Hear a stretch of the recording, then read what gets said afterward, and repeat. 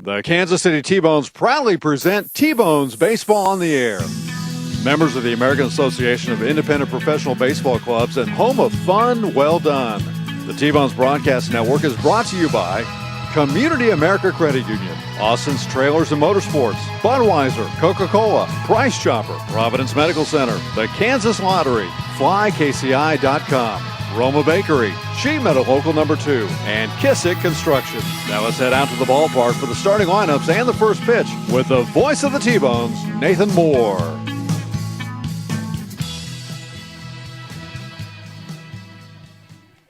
Welcome one and all to the T-Bones Broadcast Network. This is Sam King filling in for Nathan Moore on this beautiful night here in Lincoln, Nebraska. It's 87 degrees out here for first pitch at Haymarket Park. T-Bones coming to this matchup on a two-game winning streak. They've won the previous two here in Lincoln, already winning this three-game series.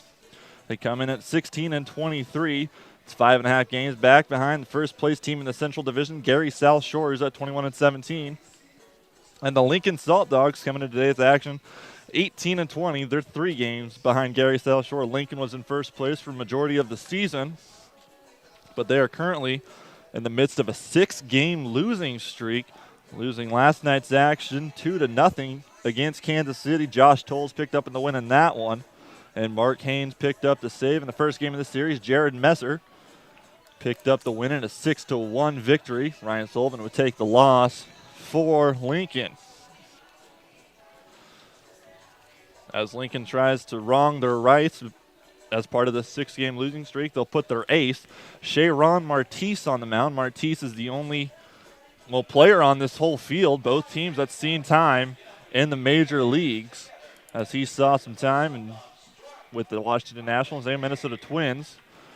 And he also went 6-7 with a 5.35 ERA and 116 MLB innings. This season against Kansas City, which was on May 24th and May 19th, well, it was just on May 24th. That was a game that Lincoln won 5-1. He picked up the win, pitching 7 innings, giving up 3 hits, 1 run. It was earned, walking 1, and striking out 9.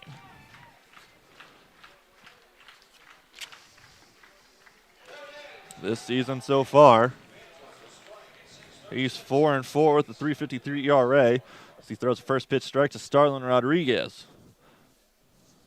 Yesterday, Rodriguez was 0-4 in that leadoff hole, and he'll line a shot, bloop a shot, into shallow center field, and he's on with the second pitch of the game with a single.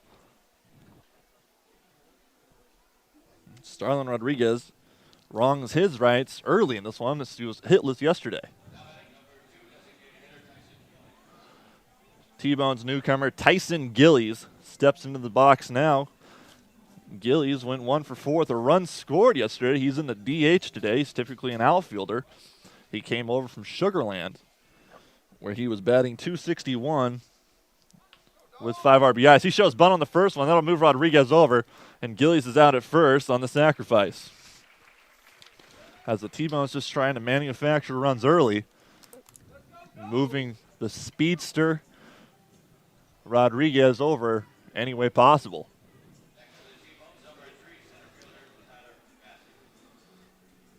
Tyler Massey steps in now for the T-Bones. Massey has been on an absolute tear recently, although he did go 0-4 yesterday. He is batting .306 with 5 home runs and a second on the team, 19 RBIs. He'll foul the first pitch back, 0-1.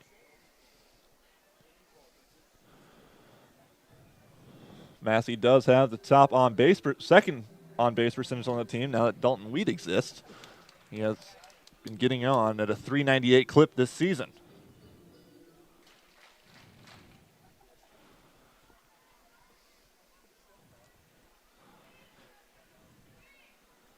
Right side of the infield, playing back in the grass with the left-handed batter Massey as he shows to pull it. And he tries on that pitch, but Martise fires a fastball by him, 0-2. Starting lineups for the T-Bones today are the 3 that we've seen so far: Rodriguez, Gillies, and Massey. He'll be followed by Jake Blackwood, Brandon Tierney, Vladimir Frias, Brett Wiley, Dalton Wheat, and Brian Erie.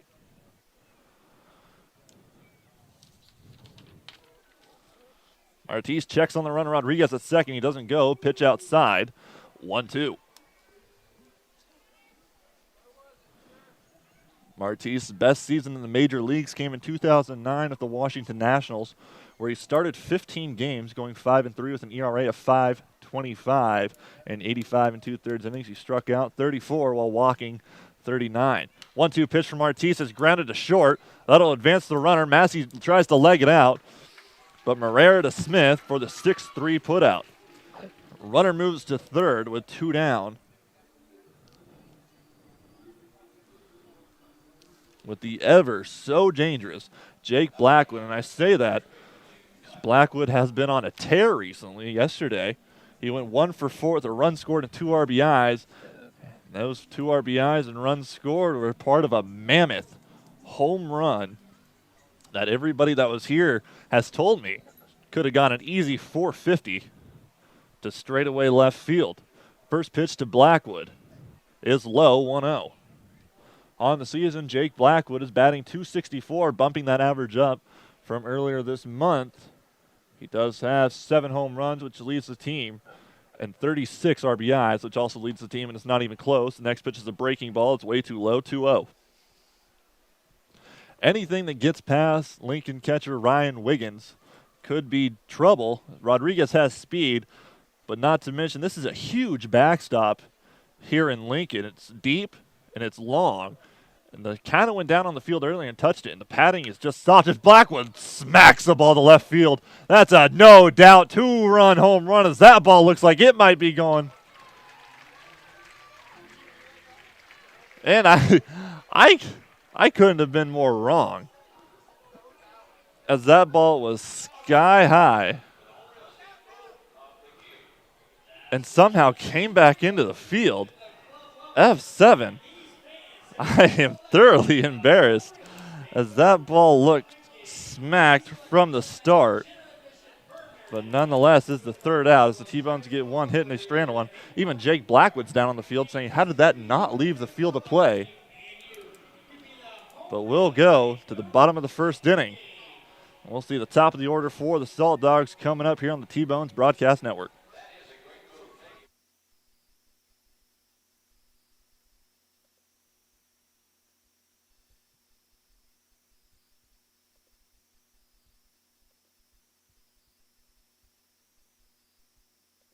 No matter how large or small your digging project may be, no matter how urban or rural, you must always call 811 before any digging project. 811 is our national one-call number, alerting your local utility companies to come out and mark any lines they have near your dig site. So before you do this or this, make sure you do this.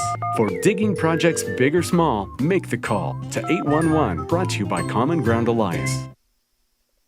No matter how large or small your digging project may be, no matter how urban or rural, you must always call 811 before any digging project. 811 is our national one-call number, alerting your local utility companies to come out and mark any lines they have near your dig site. So before you do this or this, make sure you do this.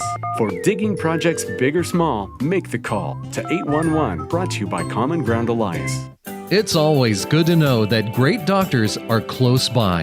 In fact, the great doctors of Providence Medical Center are right down the street from the ballpark at 89th and Parallel. Count on Providence when you need 24/7 emergency services, an accredited chest pain center, or specialized orthopedic and sports medicine services. Providence Medical Center is proud to be the official healthcare partner of the T-Bones. Learn more at providencekc.com. Welcome back to the T-Bones Broadcast Network. Jordan Cooper's on the mound today for Kansas City. Cooper comes in with a 2-1 record. He started all 7 games he's appeared in, 40 innings pitched. He struck out 21 while walking 13. He boasts an ERA of 4.28. That'll be a 1-1 count to the ever-familiar face in Kansas City, Robbie Coosdale, as he makes his Lincoln Salt Dogs debut. And T-Bones released Coosdale not too long ago, and this is the first team he's picked up with in 3 years, spending the previous 3 years in Kansas City. this season so far for Coosdale. He's batting .239, just recently coming off the DL. 2-1 as that pitch is high again, 3-1. He did have 2 home runs and 8 RBIs. Last season for Kansas City, he batted .236 with 10 home runs and 42 RBIs. It's a 3-1 count now to Coosdale. Pitch from Cooper is inside, and Coosdale will walk in his first appearance in a Salt Dogs uniform. I talked to Coosdale a little bit before the game. He'd like to pass along the message that he is ever grateful for the support he received in Kansas City, as Jake Blackwood gives Coos a big hug on the first base bag. And we wish nothing but the best of luck to Robbie Coosdale. He's one of the most charismatic ball players I've ever met in my short career. As Cooper checks on Coosdale at first, that might just be for a little good conscience, I guess. It'll also be that Coosdale can run. So it'll be Luis Allen stepping in, and first pitch to Allen's in the zone, 0-1. This season, Allen's batting .293 with 1 home run and 14 RBIs. Cooper takes his time on the mound, might check on the runner. Delivers home. Allen shows bunt. It's a long one. Could be trouble. Tierney tracks it and fires it over for the sacrifice, as Lincoln has started the exact same way as Kansas City, advancing a runner on the sac bunt.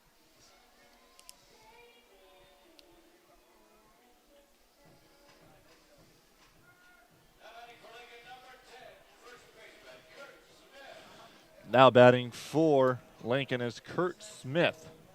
Smith comes into this game batting .317 in 123 at-bats. He does have 7 home runs, which leads the Salt Dogs, and 17 RBIs.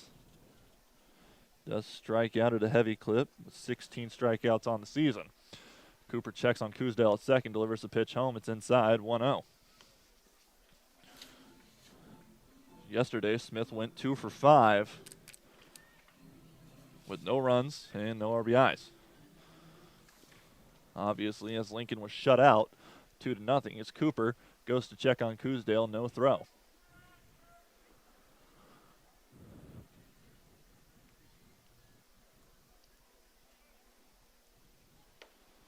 Pitch from Cooper is high. It's 2-0 around the dish. The T-Bones look like this. Brandon Tierney at third, Vladimir Frias at shortstop. Brett Wiley gets the start at second. Jake Blackwood at first. Dalton Wheat gets a nod in right field. Tyler Massey in center. Starlin Rodriguez in left. And Brian Erie will be catching for Jordan Cooper. 2-0 from Cooper, and Kurt Smith fouls it down the right field line, 2-1. As the kids scramble for that out of play.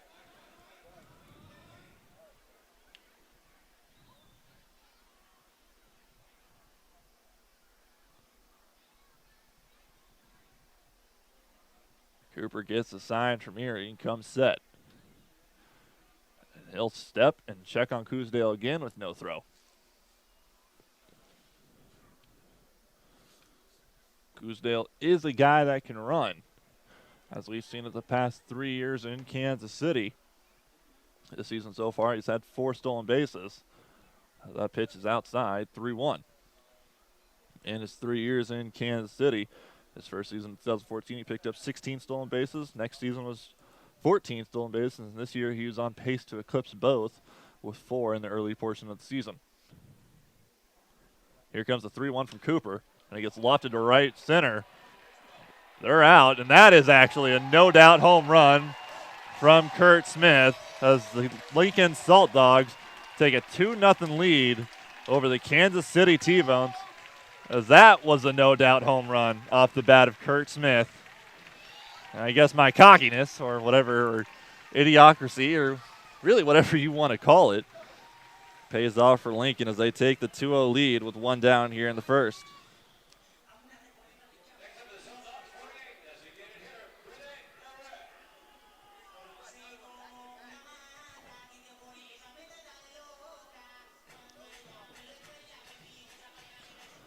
Now here comes the man that is the more intimidating in the uniform, Rene Levert. He'll foul the first pitch back and out of the park. That was a smack for a foul ball. 0-1.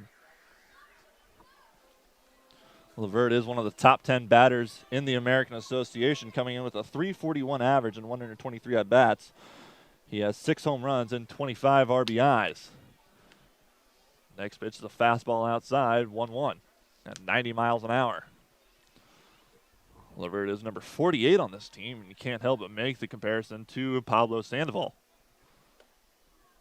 The next pitch is inside again, 2-1. LeVert is I don't know how to put this, a large-figured man, coming in at 6'3", 280 pounds. He spent last season with Amarillo. I'll take a slow swing at that breaking pitch that came in just as slow at 84 miles an hour. It'll be 2-2 as Jordan Cooper buckled his knees.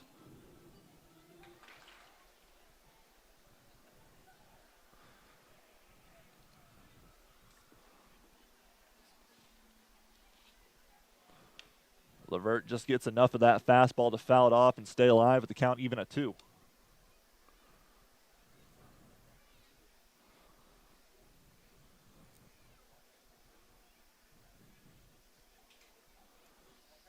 Two from Cooper is in the dirt. Draws the count full.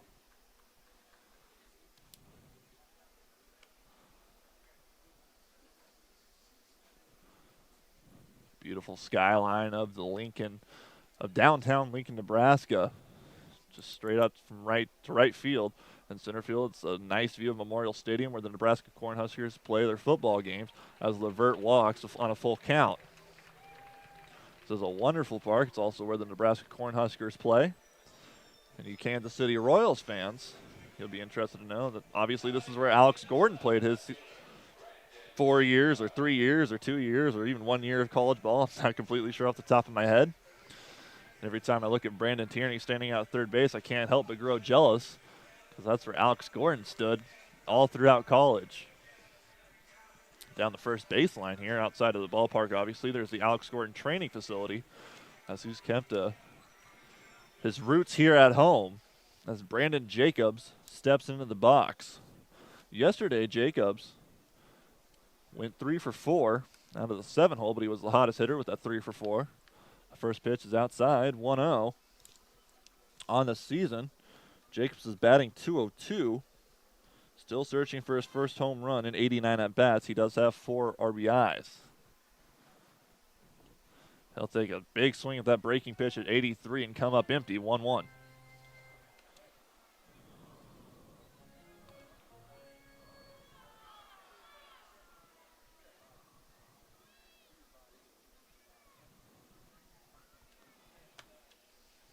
Cooper checks on LeVert at first. I don't believe he's a threat to steal, although we did see Billy Butler take one. Next pitch is a breaking ball that finds the inner half of the zone, and Jacobs is behind, 1-2.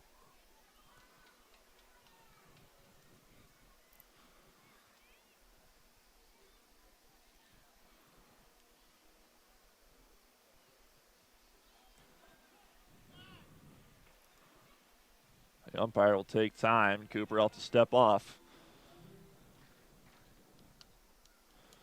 And I did say that LeVert is not a threat to run, but don't judge a book by its covers. He has 4 stolen bases as Jacobs lays down a bunt. Frias will underhand it to Wiley at second and take care of LeVert. The lead runner is no more with 2 down. Frias is looking at Wiley and asking him, why didn't you throw it to first for the double play? And Wiley kind of looked at him. They both looked sort of confused. But Jacobs is on first on the fielder's choice.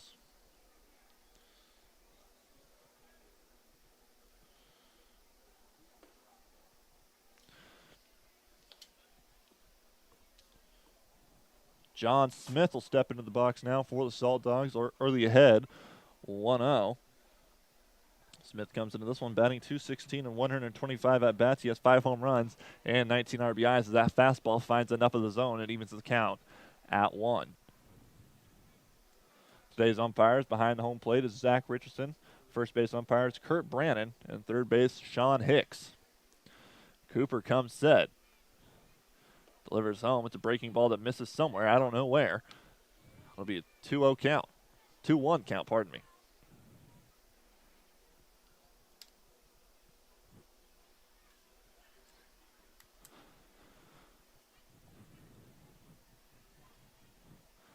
Cooper fires home, and he fools Smith into swinging at that two-seam fastball, clocked at 89 miles an hour. That'll even the count at 2 with 2 outs. T-Bones trail early, 2-0.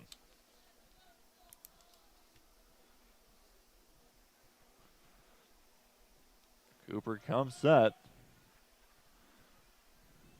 He might try to fool him here.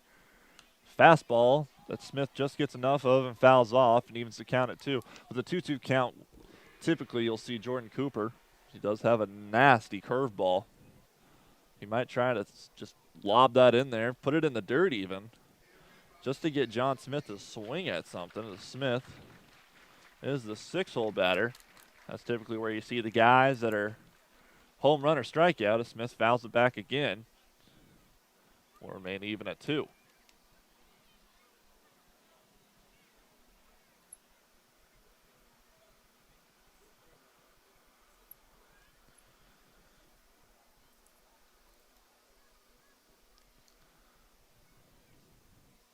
Cooper gets the sign from Erie. He'll check on the runner at first, close, but he's back safely.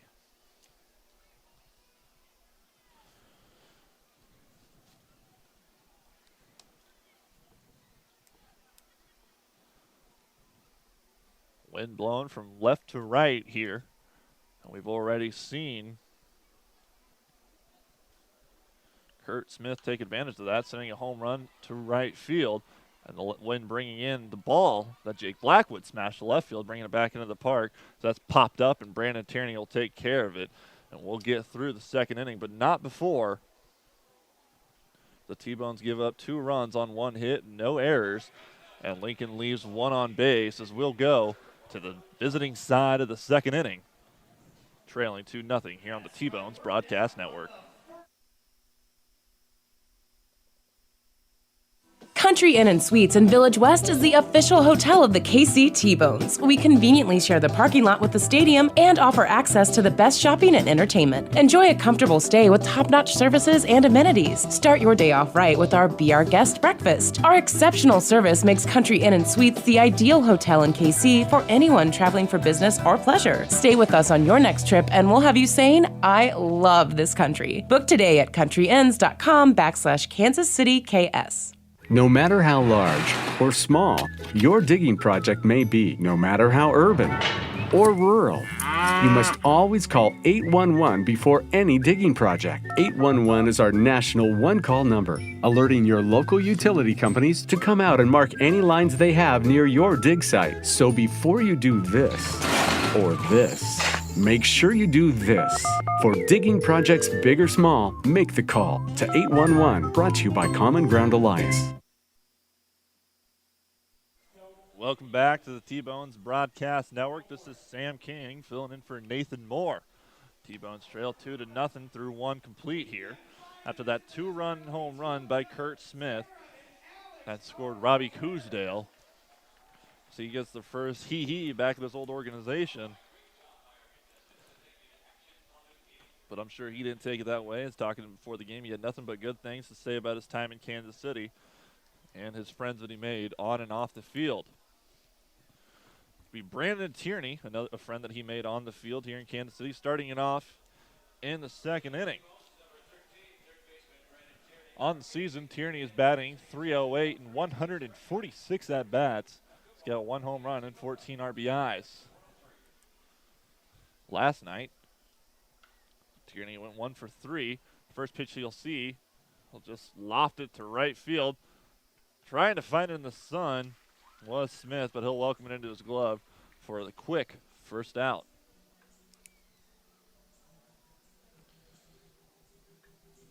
Vladimir Frias will strut into the box now. On the season, Frias swinging the bat at a .236 clip with 2 home runs and 10 RBIs. And yesterday he went 0 for 3.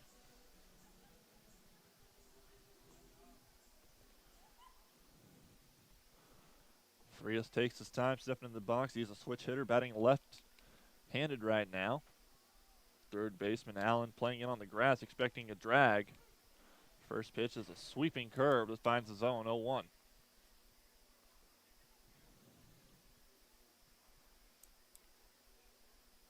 Artis fires home. It's in the dirt. The count's now even at 1. It is a sunny day here in Lincoln. The shadow set on the batter's box could make it difficult. Sun directly into the eyes of the right fielder. I guess the center fielder as well. Artis fires, and Frias will ground it to second, where Kelly will fire it to first for this quick second out as well.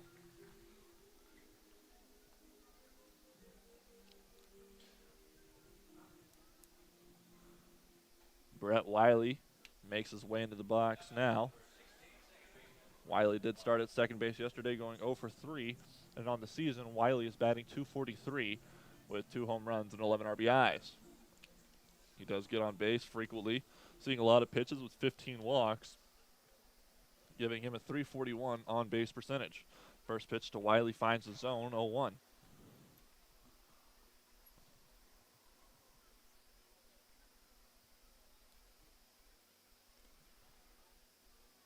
Artis induces a straight back foul ball from Wiley. Bounces off the box and finds its way back into the crowd, where a little kid will cherish that forever. 0-2 count to Wiley, as he won't cherish his count much longer. So I don't think any baseball player likes an 0-2 count other than the pitchers. Fastball's outside from Artis, trying to get Wiley to fish at something. He does not. 1-2.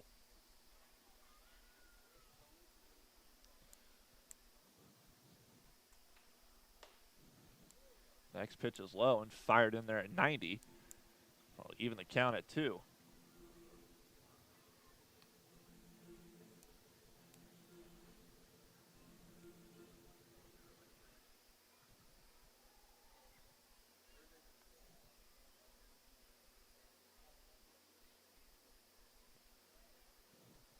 Comes a 2-2 from Artis, and Wiley fouls it back to stay alive.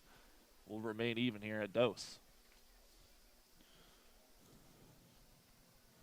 Last night, Kansas City went deep in the bullpen as Lucas Doherty started it off, pitching 4 innings. Josh Tolles came in and pitched 2 2/3, picking up the win. Johnny Shuttlesworth came in and pitched the third. Aaron Baker pitched the third. And Mark Haynes picked up the save, pitching an inning and 2/3, as Wiley bloops that into the danger zone down the left field line. And he's on with a 2-out single. So that landed perfectly between Jacobs and Allen in shallow left field right on the line.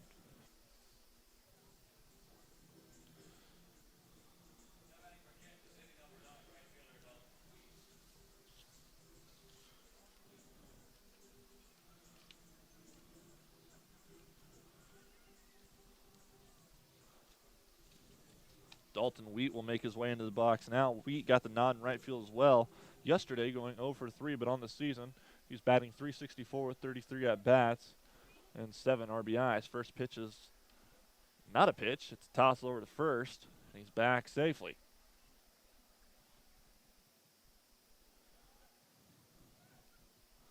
Wheat has been getting on base in his short time in Kansas City as well, with an on-base percentage of .436.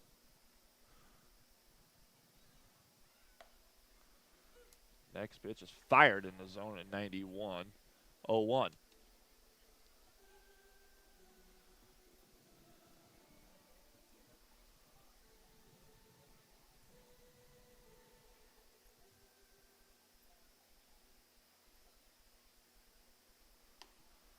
Fastball outside, if we see his high so far today at 92.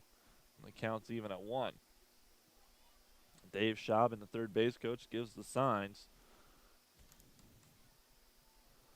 And we'll get set for the next play.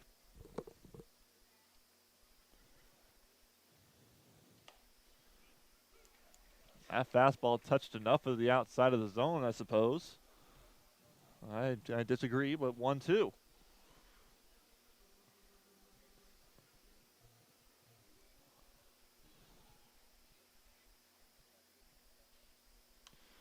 Wheat lines that back, foul. He'll stay alive at 1-2. Wheat is a guy that likes to battle when he is in the box. Does have 3 walks and 33 at-bats.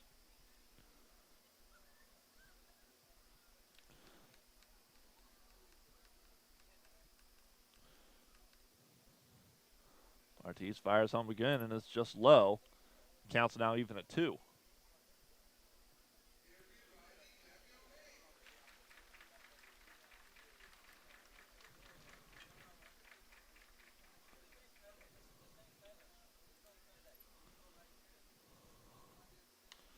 Ortiz gets Wheat to line that down the left field line and fouling out of play. And Wheat seeing a lot of pitches in this at bat, and we're still even at 2.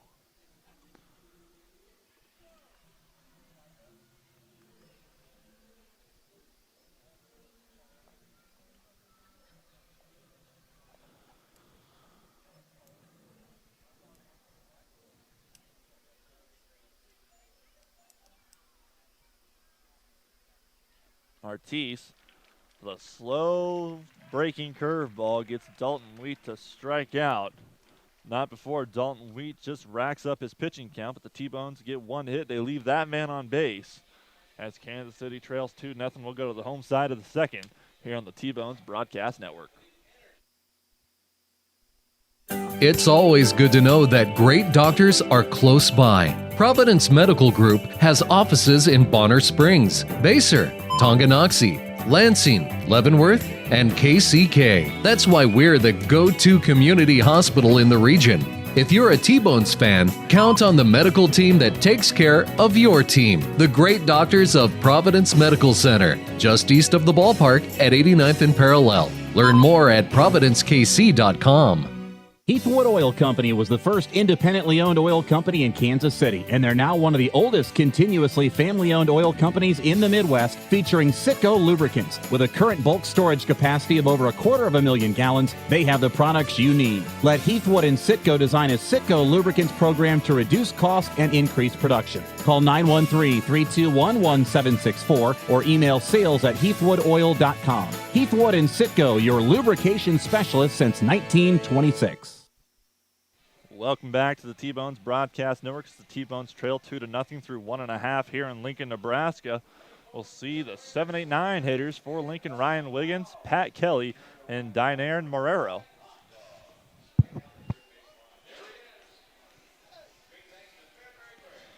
Ryan Wiggins is the catcher for tonight. It's always interesting to see how the catchers come up at this level with their knees probably killing. It'll be Jordan Cooper as he struggled last inning, giving up a 2-run home run and seeing the first 6 batters.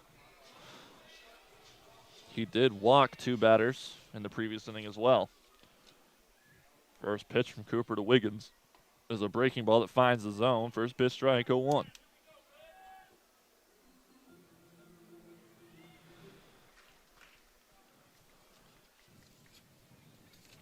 Cooper fires again. He works quickly. He'll induce a ground ball to Frias. Frias will make it look easy and fire it to first for the quick first out, and that's what Jordan Cooper needs to be hearing more of this inning is quick outs, as he's took his time in the first. Didn't take his time. I guess that'd be the wrong wording. His pitch count went way up. He's a guy Kansas City will be relying on for the most of the season, as he is our ace and the starting pitcher that's been a bright spot this season with his 4.28 ERA. First pitch from Cooper is outside, 1-0 to Pat Kelly. Kelly comes into today's action batting .180 with 1 home run and 7 RBIs. The next pitch is outside again, 2-0. Kelly got the start yesterday as well, but he went 0 for 4.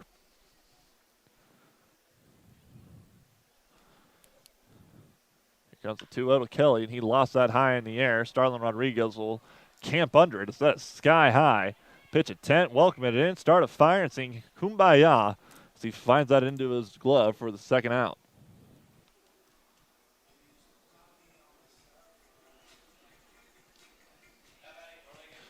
Now batting for Lincoln is the 9-hole hitter, Dainaran Marrero. I say that, but he led off yesterday, going 0 for 5. First pitch to Marrero is out of the zone, 1-0. Marrero made his Lincoln debut yesterday. He was acquired by the Salt Dogs in a trade with Sioux Falls.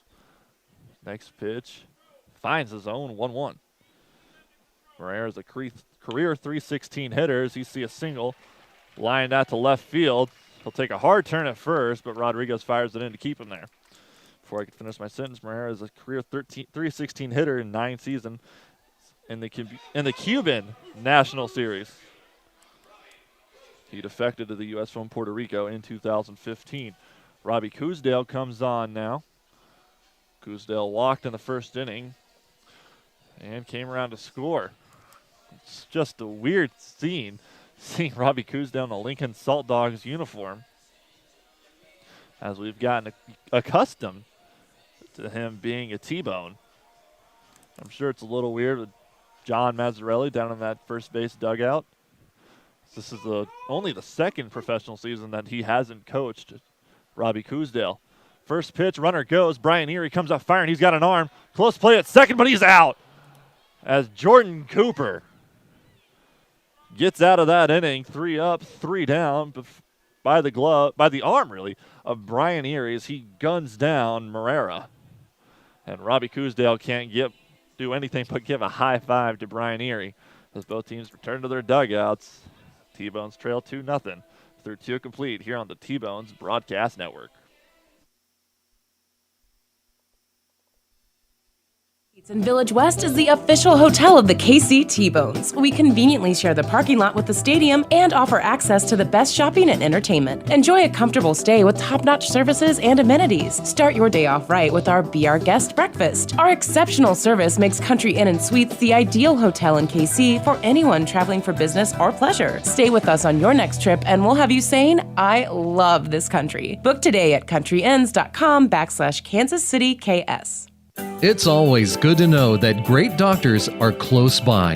In fact, the great doctors of Providence Medical Center are right down the street from the ballpark at 89th and Parallel. Count on Providence when you need 24/7 emergency services, an accredited chest pain center, or specialized orthopedic and sports medicine services. Providence Medical Center is proud to be the official healthcare partner of the T-Bones. Learn more at providencekc.com. Welcome back to the T-Bones Broadcast Network. This is Sam King filling in for Nathan Moore as we go to the T-Bones side of the third inning here in Lincoln as they trail 2-0. The good news is we'll see the 9-hitter, then the top of the order coming up. Brian Erie leading things off, followed by Starlin Rodriguez and Tyson Gillies. Speaking of Brian Erie, he'll step in now, boasting a 188 average and 16 at-bats with 2 RBIs. Erie was one of those guys that John Mazzarelli had coached for a while too. He's a former T-Bones. And we just saw his arm and what Maz want to bring him back. And that what the final out in the previous inning is what I'm trying to say. First pitch strike in there to Erie when he gunned down Moreira at second. It wasn't even close, but Moreira does have speed is the thing.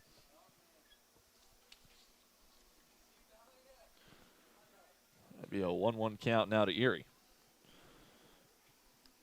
That was the first stolen base attempt in the American Association for Moreira. It'll go down as a caught stealing. An even count of 1-1. Sweeping curve. Buckles the knees of Erie. He takes a swing at it and falls behind 1-2.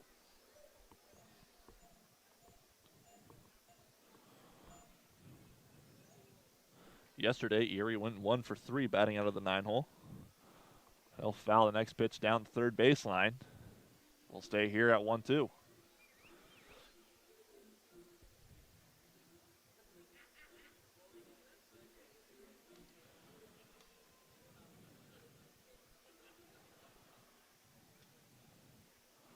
Artis, fastball that looked outside to me, but it'll ring him up as Brian Erie goes down looking on 5 pitches.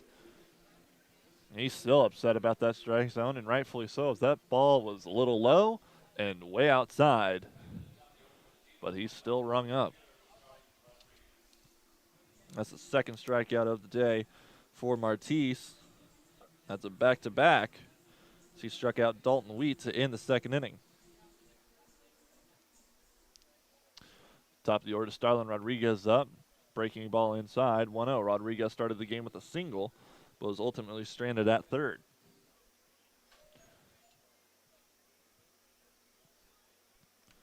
Rodriguez goes in the other batter's box and fouls it back, and we're even now at 1.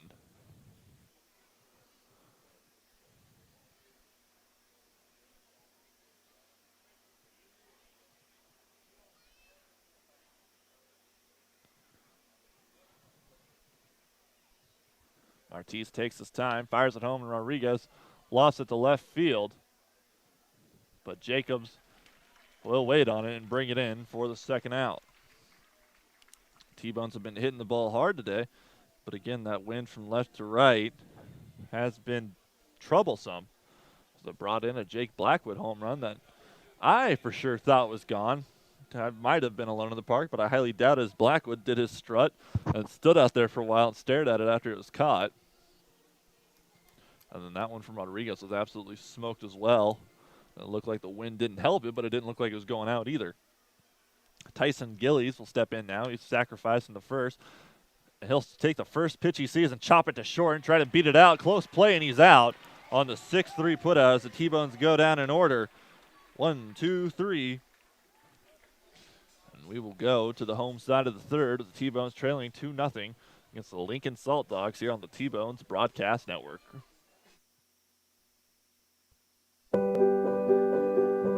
At Community America, we're redefining wealth. It's time to focus on what really fills our lives with meaning, the experiences and relationships that define who we are and what we value. At Community America, what matters to you matters to us. Because when you have financial peace of mind, you can live life to the fullest. Make today wealthy.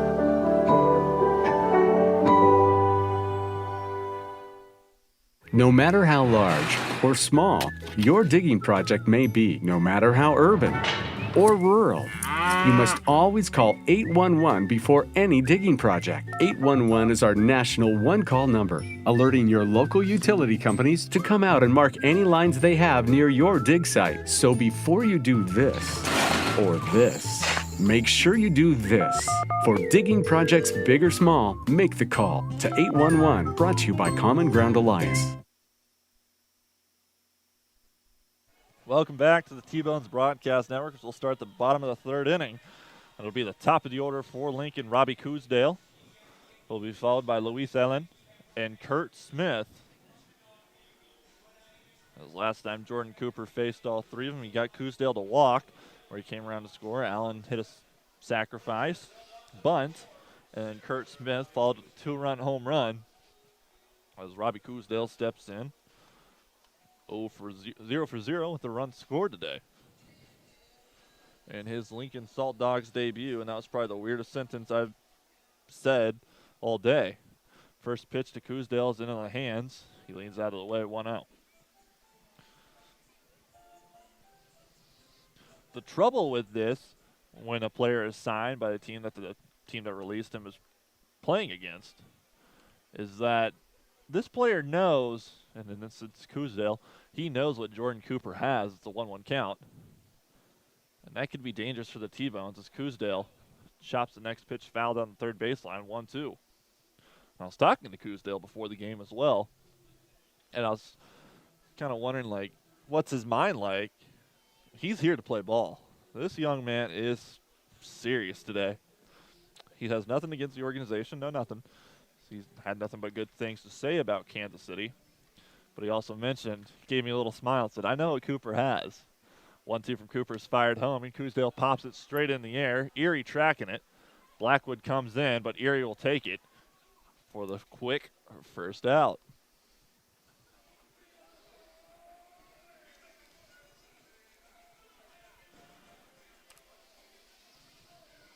Luis Allen will step into the box now. He had a sacrifice a bunt in the first inning.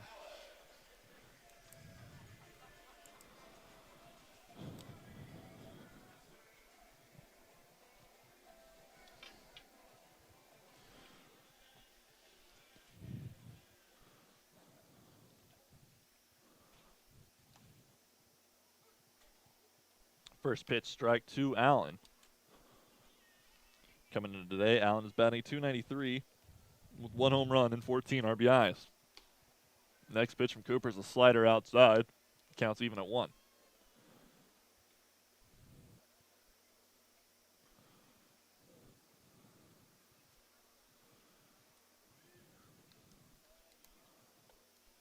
Cooper in on side of Allen.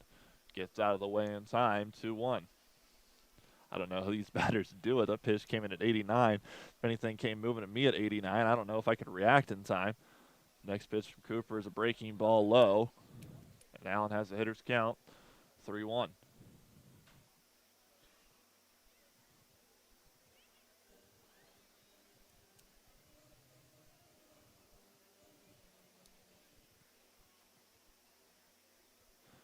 Cooper steps and delivers. Fastball right down Broadway. And the count's now full.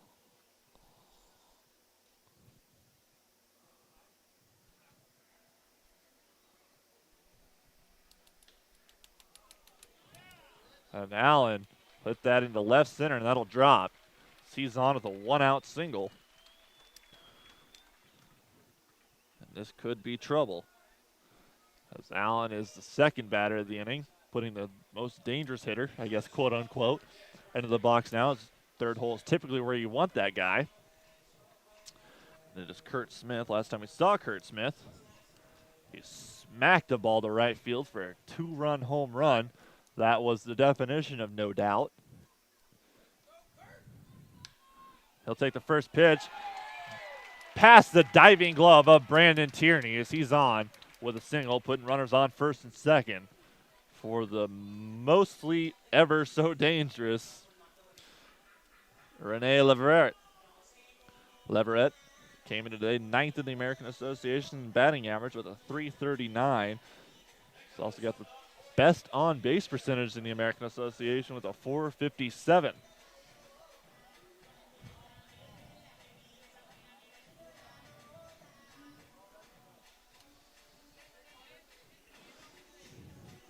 Leverett walked in the first inning.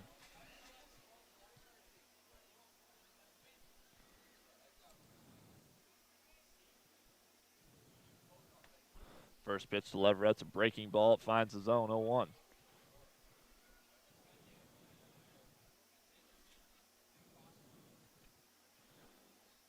Leverett last played for affiliated teams in 2009, where he reached high with the Minnesota Twins. Next pitch is fouled back, 0-2. Last season with Amarillo, he batted .290 with 12 home runs and 74 RBIs. He also picked up 7 stolen bases. So far this season, he has 4, which is scary since he is also 6'3", 280 pounds.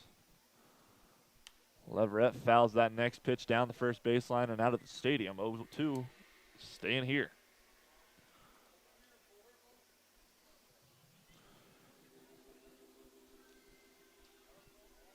Jordan Cooper desperately clinging for an out here. Anything on the ground, that's quick hand middle infielders for the T-Bones, Vladimir Frias and Brett Wiley, will have no problem turning in there at double play depth anyways. As Cooper delivers, that's high. 1-2 as Leverett gets out of the way. This is not a guy that Jordan Cooper can allow too many high pitches from. He's got to keep it low in the zone to induce the ground ball. And I guess not just that, but Leverett, if he gets anything at belt level or chest level, I might be saying the words home run. Cooper checks on the runner and fires home. Breaking ball inside is a good pitch that Leverett wanted to bite at. He doesn't. And the count's even at 2. Salt Dogs coming into today's action wearing their all whites, and they are slick looking with their black helmets. T-Bones coming to this game with their black tops, white bottoms, and black hats. Cooper, fastball high and inside. The count's drawn now full. From 0-2 to full goes this at bat. At this point, you'd almost think about walking Leverett just to have an out at every base. One of the more dangerous hitters in the league. I'm sure that's gone through Cooper's head as he steps off and tries to get a new sign from Brian Erie.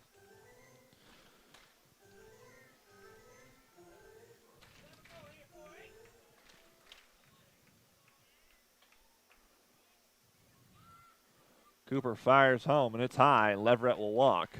Like I said, that might not be a bad walk.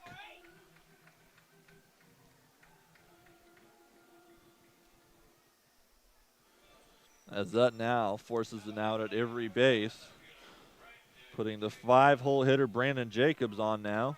Jacobs reached on a fielder's choice in the first inning. He's 0 for 1 today.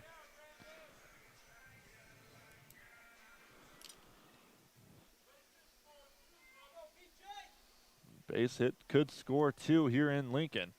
First pitch from Cooper. Jacobs might have heard me. He takes a hack at it but fouls it back, 0-1.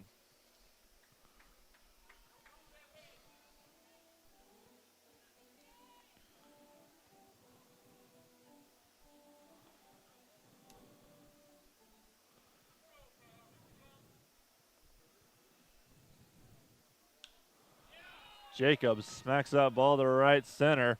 Could be enough. Wheat comes in, tracks it, and fires it home. And the run will score. And then both runners will advance to second and third. It was a good throw by Dalton Wheat. I didn't give it as much credit as I should have. It was closer than I said, but the run scored and got under the tag just perfectly. As the T-Bones now trail 3-0 with 2 down here in the bottom of the third.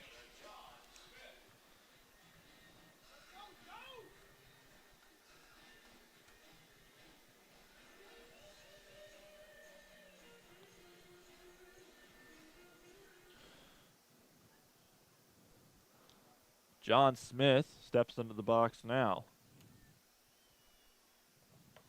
First pitch to Smith is high, 1-0.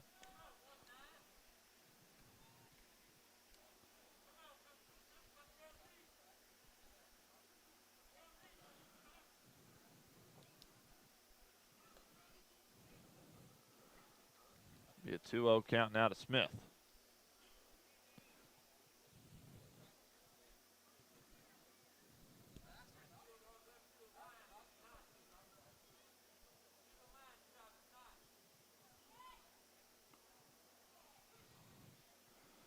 Next pitch finds the zone. Cooper begins to climb out of this 2-1 hole. Smith popped up to third base in the first inning. No ground to Blackwood. Blackwood will step and take care of it, but not before the T-Bones give up 1 run on 2 hits. They strand 2 on base. As the T-Bones now trail 3-0 through 3 complete here in Lincoln, Nebraska on the T-Bones Broadcast Network.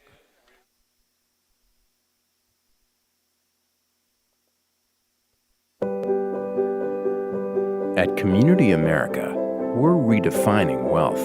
It's time to focus on what really fills our lives with meaning. The experiences and relationships that define who we are and what we value. At Community America, what matters to you matters to us. Because when you have financial peace of mind, you can live life to the fullest. Make today wealthy.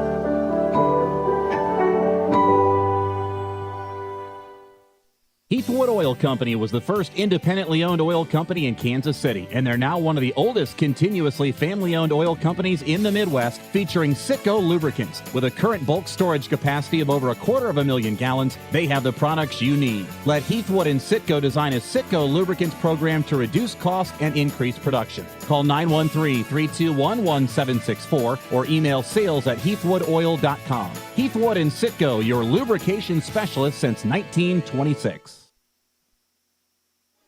Welcome back to the T-Bones Broadcast Network. Chiron Martise has looked good for the Lincoln Salt Dogs today, throwing 3 scoreless thus far, giving up 2 hits while striking out 2 and not walking anybody yet. First batter he'll face here in this inning is Tyler Massey, who grounded out in the first inning, but Massey has been the hottest hitter for a majority of the season for Kansas City, as he is batting .306.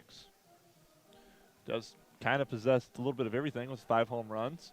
He's fast enough as well with 8 stolen bases. He's got a very, very polished glove in center field. He has the ability to track down a lot of space. He'll step in now.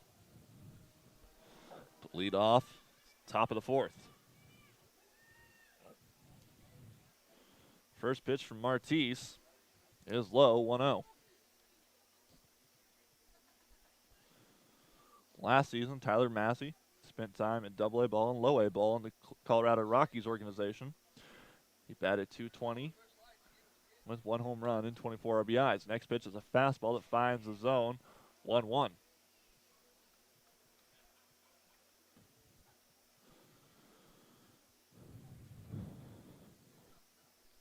Massey was drafted in the 14th round from Baylor School, which is in Chattanooga, Tennessee. It's a high school. He'll foul the next pitch down the third base line. Be a 1-2 count. I saw Massey before the game talking to Charlie Thurber, who is an outfielder here for Lincoln. And I'm sure these guys know each other very well, as Thurber spent time at the University of Tennessee. Massey fouls that off down the third base line and out of play.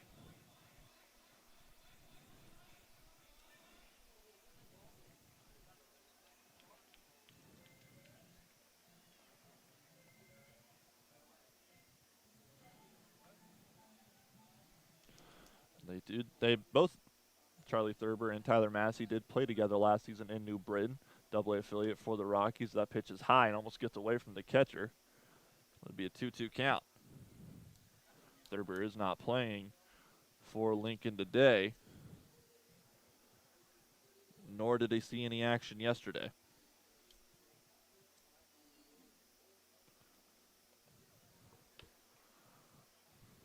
Next pitch is outside again, and that'll draw the count full as Tyler Massey has battled in this at-bat.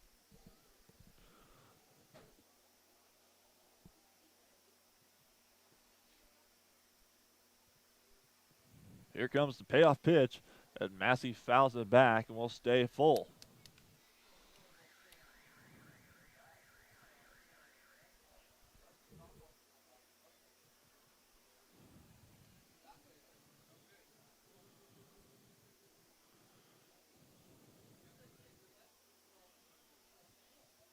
Massey payoff pitch, lost it to left field. That will bring in Jacobs for the easy routine first out.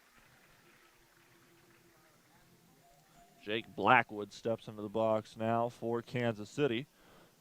Blackwood flew out to left field in what I immediately assumed was a no-doubt home run to left field, but the wind, that ball was sky high, and the wind must have brought it in, as everybody in this park, maybe just me and Blackwood and I, sorry, maybe just Blackwood and I assumed it was out as Blackwood did his strut. I did my no doubt, holy cow. First pitch is a strike, 0-1. And when it was caught, Blackwood stood where John West, the first base coach for the T-Bones, usually stands in the first base box and just stared out to left field as he was in disbelief. That ball did not go out here. And Blackwood will line the next pitch off the mound and enter center field to his buddy Coosdale for a one-out single. That's the first hit Kansas City has had since the second inning. Granted, it is only the top of the fourth.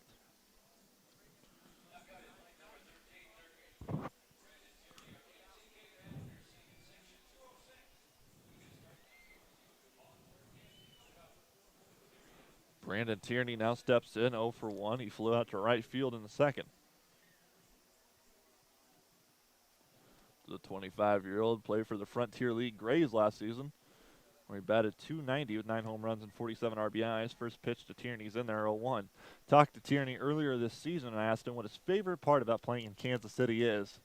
And he said, well, we have a home field. And I kind of looked at him all confused as I'm still trying to get used to independent baseballs. Tierney fouls it back. He's behind 0-2. And he said the teams they played for last year, the Frontier Grays, they didn't have a home field, so they played their entire season on the road. I just kept thinking, could you imagine how big of a toll that would take? But I'm glad he's got his home plate. He seems ecstatic about it. He loves every part about Kansas City.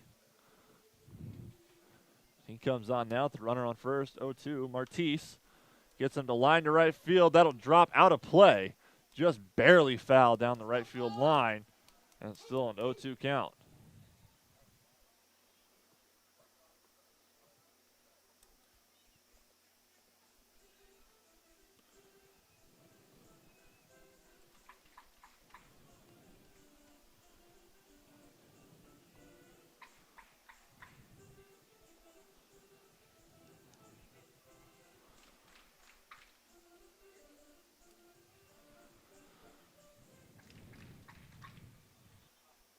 Martise delivers home, and Tierney lost it to right field.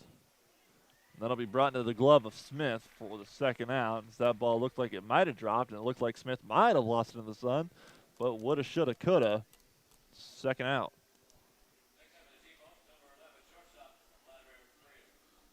Vladimir Frias steps into the box now for Kansas City. Frias is 0 for 1 with a ground out in the second inning.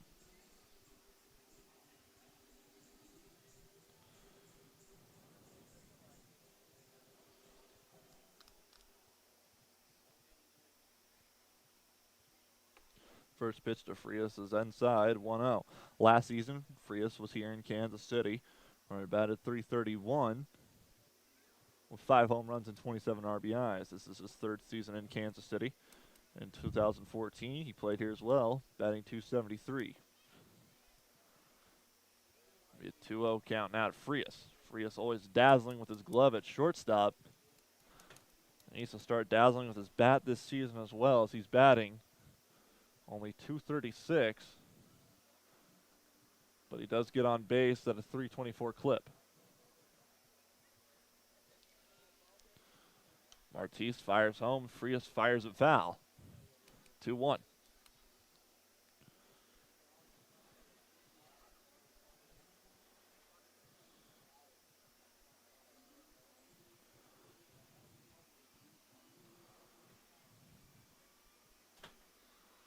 Martise gets Frias to line it to short, where Marrera is there to make the beautiful diving grab and rob Frias of a hit, and maybe the T-Bones putting someone in runners in position, as Blackwood is at first, but the T-Bones will strand him there as they get one hit, no Salt Dogs errors, and no runs scored as the T-Bones trail 3-0 through 3.5 here on the T-Bones Broadcast Network.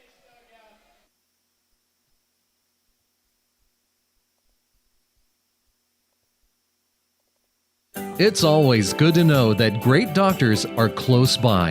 In fact, the great doctors of Providence Medical Center are right down the street from the ballpark at 89th and Parallel. Count on Providence when you need 24/7 emergency services, an accredited chest pain center, or specialized orthopedic and sports medicine services. Providence Medical Center is proud to be the official healthcare partner of the T-Bones. Learn more at providencekc.com.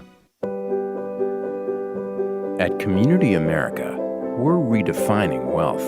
It's time to focus on what really fills our lives with meaning, the experiences and relationships that define who we are and what we value.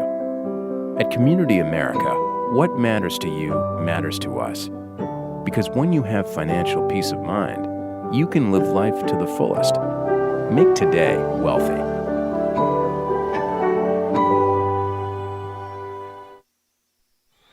Welcome back to the T-Bones Broadcast Network. This is Sam King filling in for Nathan Moore. T-Bones trail 3-0, so we head to the home side of the fourth. It'll be Ryan Wiggins leading us off.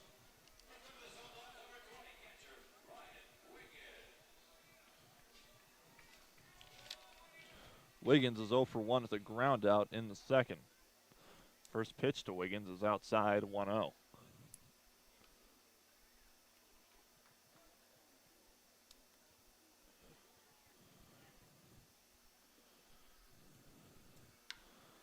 And he'll take the next pitch and line it to left field. There's a big gap over there. It's down the line. Rodriguez is playing about 90 feet in center, and Wiggins is in there with the leadoff double.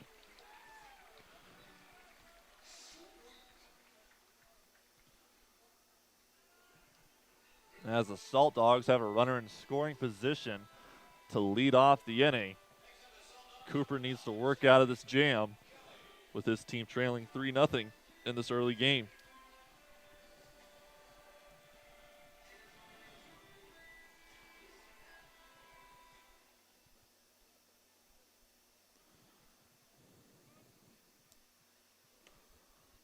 First pitch to Pat Kelly finds the zone 0-1. Kelly is 0-1 today. With a fly out to left field in the second.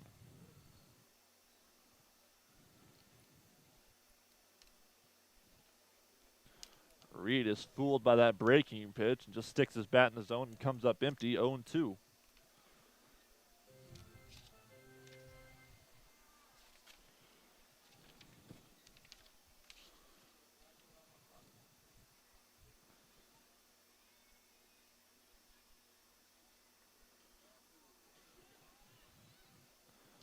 Foul ball from Kelly. He'll stay alive at 0-2.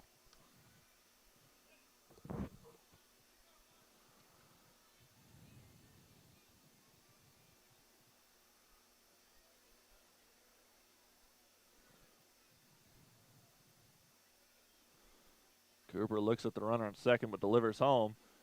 Kelly, not sure if that ball hit him when he swung or hit his bat, but they'll call it a foul ball as that was really funky sort of play. Stay here at 0-2. Outfield shifted to the right. Huge gap in left field. The Starlin Rodriguez is pretty much playing in left center. About 90 feet from the line. Next pitch is low, 1-2. That wind is blowing in briskly from left to right. Make anything that's hit out to right field possibly gone.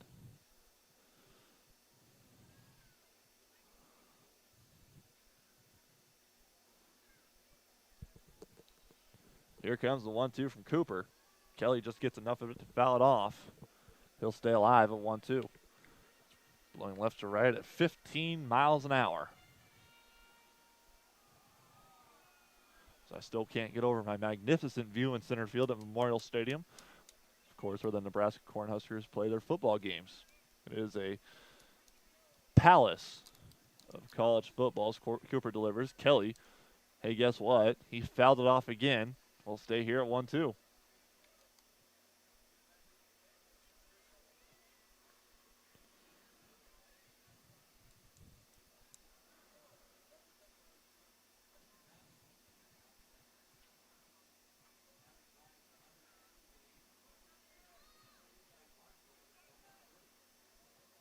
Cooper comes set. Takes his time, fires it home. Kelly sends it to right field. Wheat retreating.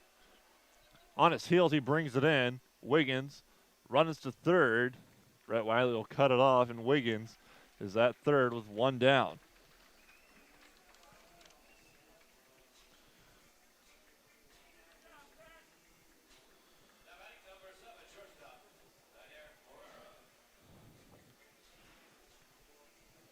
Dainair Morera steps into the box now. Morera singled in the second inning, but he was caught stealing on a beautiful throw from T-Bone's catcher Brian Erie to end the second. That was Morera's first hit as a Salt Dog. You know what? We'll take it. That's also his first caught stealing in the American Association. First pitch to Morera is in the zone, 0-1.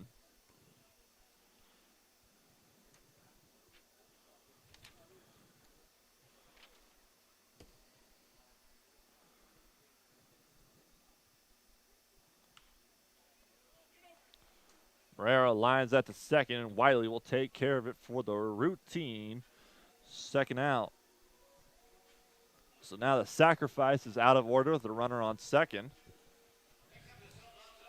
And thankfully so, as Robbie Coosdale steps in.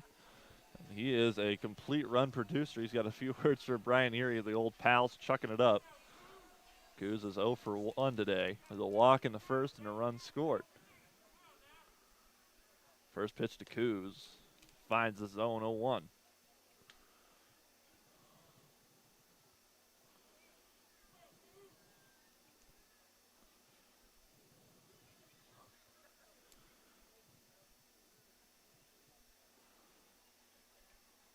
0-1 from Cooper gets fired in. Now make that 1-1.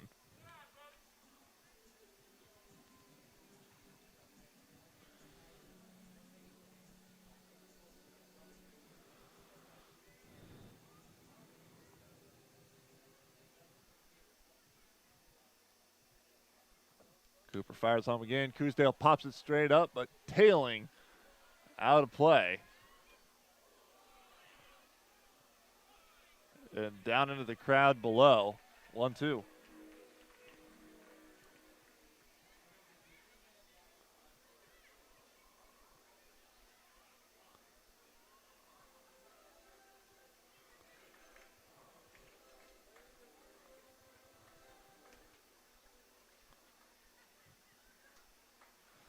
Here's a 1-2 from Cooper. Breaking ball that tails outside and counts now even at 2. No action in either bullpens is always a good sign, as Jordan Cooper has given up 3 runs today, but it's not been a terrible day for him with 5 hits. Still searching for his first strikeout. Delivers home way inside on Coosdale. Coosdale gets out of the way. Count goes even at 2.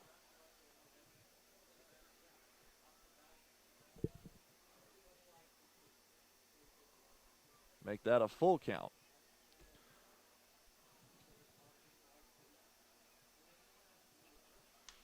Coosdale shatters his bat, sends it to left field, but it drops into the glove of Starlin Rodriguez for the 3rd out, as Lincoln gets a leadoff hitter who gets stranded at 3rd as the T-Bones trailed 3-0 through 4 complete here on the T-Bones Broadcast Network.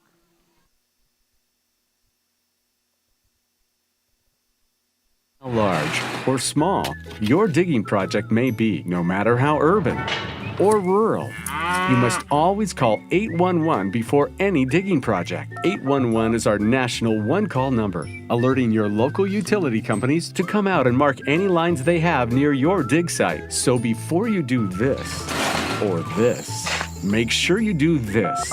For digging projects big or small, make the call to 811, brought to you by Common Ground Alliance. It's always good to know that great doctors are close by. In fact, the great doctors of Providence Medical Center are right down the street from the ballpark at 89th and Parallel. Count on Providence when you need 24/7 emergency services, an accredited chest pain center, or specialized orthopedic and sports medicine services. Providence Medical Center is proud to be the official healthcare partner of the T-Bones. Learn more at providencekc.com. Welcome back to the T-Bones Broadcast Network. This is Sam King filling in for Nathan Moore. T-Bones trail 3-0 through 4 complete here in Lincoln on this perfect night for baseball. It's 87 at first pitch and it's dropped a few. Wind still blowing in heavy at 15 miles an hour from left to right, making anything that hits out to right field possibly gone, as it is a short park here. 325 in the right field corner, 335 left field. Straightaway center, we're looking at 395. Deepest part of this park is 410 in right center. Right field fence at 340. Leading off this inning for the T-Bones is Brett Wiley. Wiley singled clear back into second as he's 1 for 1 today.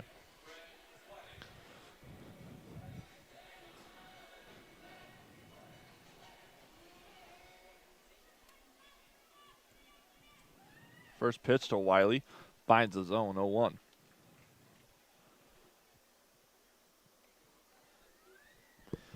Wiley was drafted by the St. Louis Cardinals in the 13th round of the 2012 draft out of Jefferson College in Hillsboro, Missouri. He'll take the next pitch he sees and line it to right field, but a shoestring grab by Smith will retire him for the first out.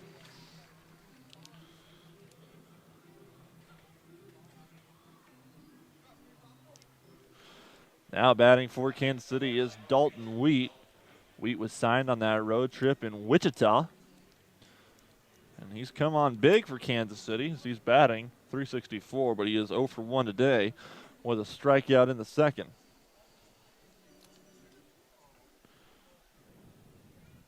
First pitch to Wheat is inside, 1-0.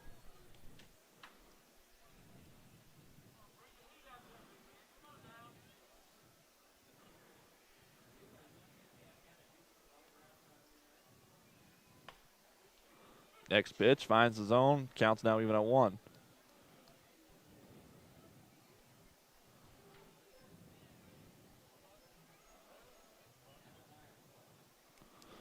Dalton Weed was once named the Division II Baseball Hero of the Week. Next pitch is outside, 2-1. He had a very successful baseball career in Kansas, spending the first 2 seasons at Butler Community College in El Dorado. Then the next 2 at Emporia State in Emporia. Wheat gets hit off the end of his bat in left field in foul territory. Jacobs will bring it in for the second out.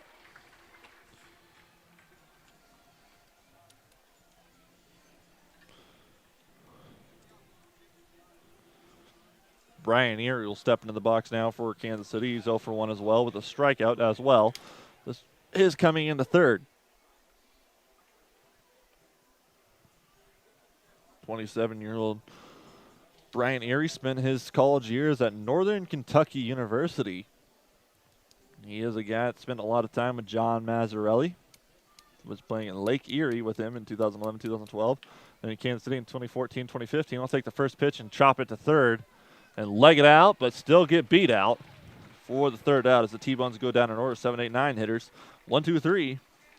We will go to the home side of the fifth with the T-Bones trailing 3-0 here on the T-Bones Broadcast Network.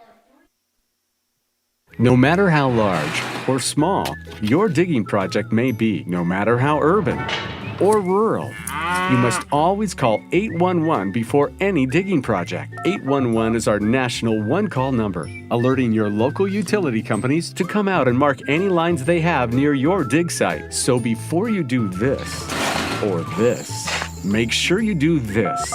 For digging projects big or small, make the call to 811, brought to you by Common Ground Alliance. It's always good to know that great doctors are close by. In fact, the great doctors of Providence Medical Center are right down the street from the ballpark at 89th and Parallel. Count on Providence when you need 24/7 emergency services, an accredited chest pain center, or specialized orthopedic and sports medicine services. Providence Medical Center is proud to be the official healthcare partner of the T-Bones. Learn more at providencekc.com.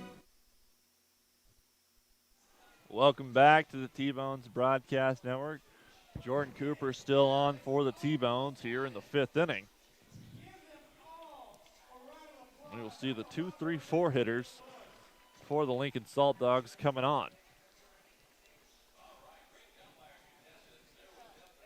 Last inning, Ryan Wiggins hit a leadoff double. He advanced to third on a flyout by Pat Kelly. Daniel Barrera lined out after that in the infield, so Wiggins couldn't score. And then Robbie Coosdale shattered his bat and flew out to left field, taking away that scoring opportunity.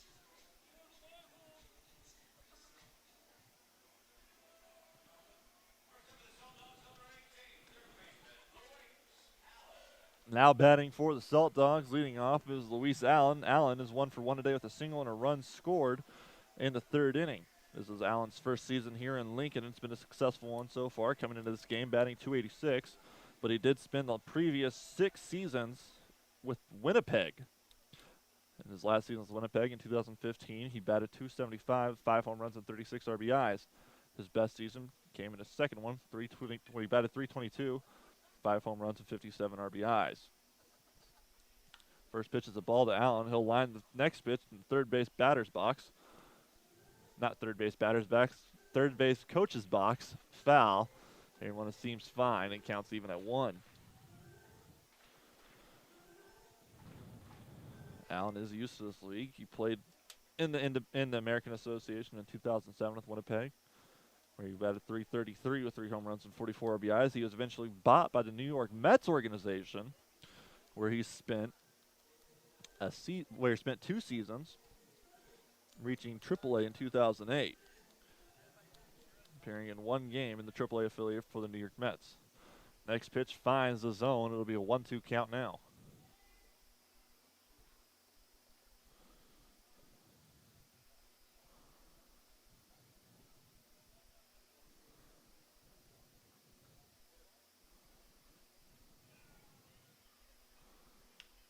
Allen lunges for that and chops it to third. Tierney with a strong throw gets him for the first out on the 5-3 putout. Kirk Smith now steps in for Lincoln. And they've been saying that for years here. He spent his first season in Lincoln in 2011. Then he was purchased by Miami. Then he came back in 2013. Then he was purchased by Minnesota. And then he was traded to St. Louis.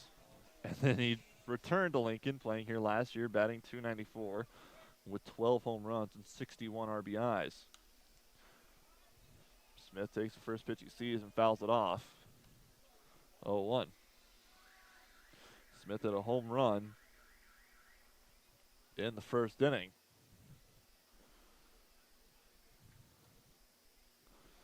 He's 2 for 2 today, singling in the third as well. 2-run home run from Smith in the first. Next pitch is in the dirt. It counts even at 1. Highest that Smith has reached in his career is AA, doing that with St. Louis, Miami, and Minnesota.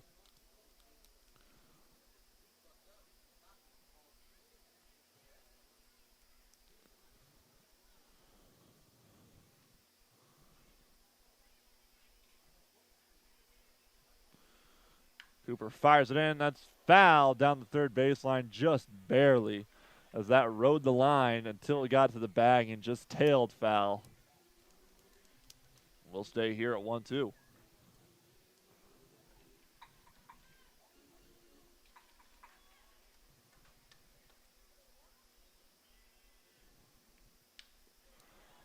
Smith will line that past Frias' outstretched arms as he's on with a 1-out single. As the streak has continued for Lincoln, they do have a hit in the first 5 innings. Rene Leverett steps in now. He's walked in his 2 appearances as he's 0 for 0. He's been stranded both times, is the good news.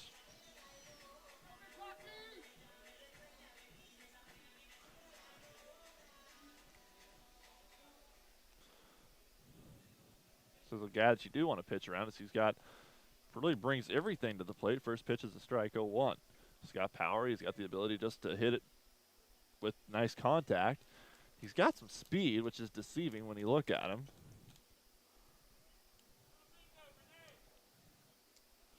Here comes the 0-1. Cooper in the dirt. Erie blocks it. Runner goes, and he'll advance on the wild pitch. There's nothing that Erie could have done on that. He squared it up, hit off his chest protector, but it's hit off the left side. Goes down the third baseline, advancing the runner to second.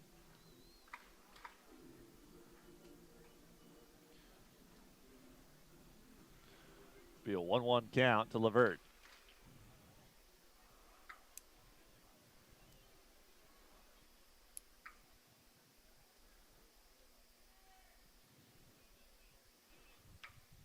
Levert grounds that to Blackwood. Blackwood dives for it, but it's in and out of its glove. They're going to have to call that a hit, as Jake Blackwood with a complete effort play diving for it and just pops out. It'll be runners on the corners with 1 down.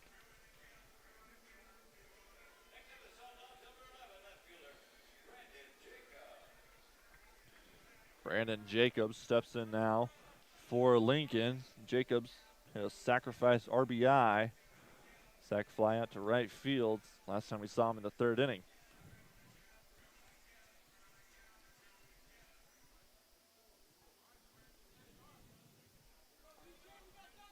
Jacobs was a highly touted prospect. He was drafted by the Boston Red Sox. That pitch is in the dirt, gets away from Erie. Runner stays at third. Levert advances to second on another wild pitch, the second of this inning. But Jacobs was drafted by the Boston Red Sox in the 10th round of the 2009 draft out of Lilburn, Georgia, where he went to high school. He spent a majority of his career with the Red Sox, eventually spending some time with the Chicago White Sox. Highest level he reached was AA in 2013. Played last season in Frontier League with Traverse City. Next pitch is in the dirt as well, 2-0. But he did check his swing. Erie with the veteran move pointing at the second base umpire And second base umpire says he goes, and that makes the count 1-1. Last season with Traverse City, Jacobs batted .320 with 17 home runs and 54 RBIs. He's had double-digit home run totals in 6 of his 8 seasons. His next pitch gets him swinging, but it's in the dirt too. 1-2. Jacobs was also rated as a number 46 prospect in baseball before the 2012 season.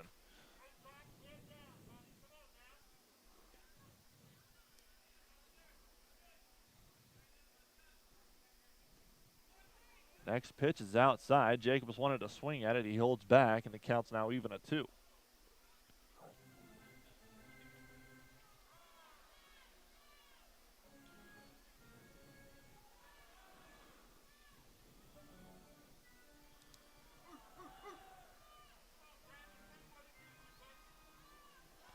And his father is actually sitting right outside the window from me. He's yelling, "Take what he gives you." Here comes the delivery. Jacobs grounds that past Tierney, who's sliding at third. Leverett is held at third. And there'll be runners on the corners with 1 down. And the Lincoln Salt Dogs extend their lead 4-0 here in the bottom of the 5th.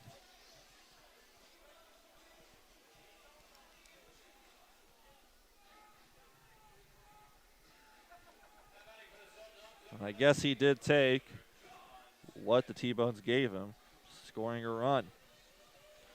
John Smith steps in now. Smith is 0 for 2 today. He'll pop out to third, and a 3 unassisted ground out last time we saw him in the 3rd inning.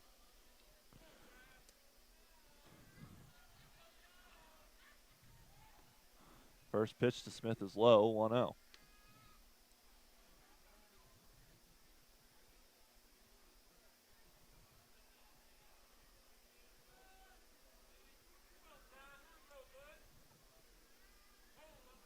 Cooper checks on Jacobs at first. It's closer than they anticipated, but he's back safely.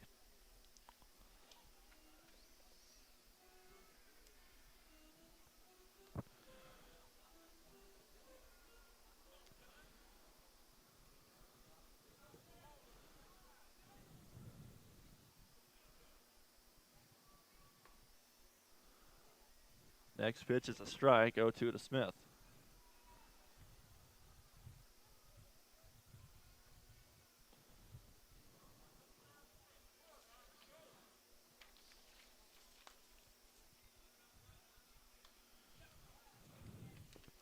Smith fouls it back, 1-2.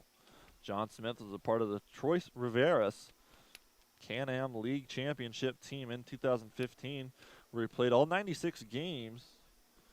In 2013, he hit .249 with 16 home runs, 55 RBIs, while swiping 18 bags. 1-2 count to Smith. Smith pops it up, and to left field, Rodriguez waits on it, brings it in, fires it home. As Leverett slides in safely to home, and Lincoln gets this crowd to erupt as they extend 5-0. Jacobs will advance to second. And John Smith picks up the sac fly RBI.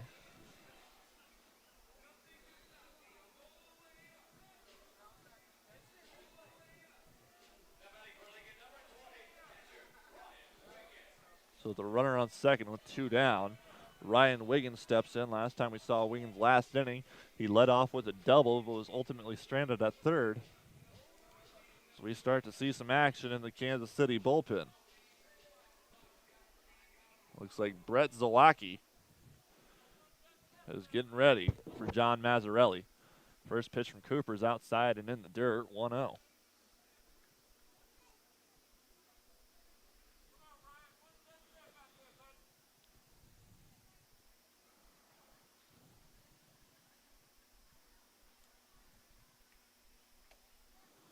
Next pitch gets Wiggins swinging, coming up empty. Count's even at 1.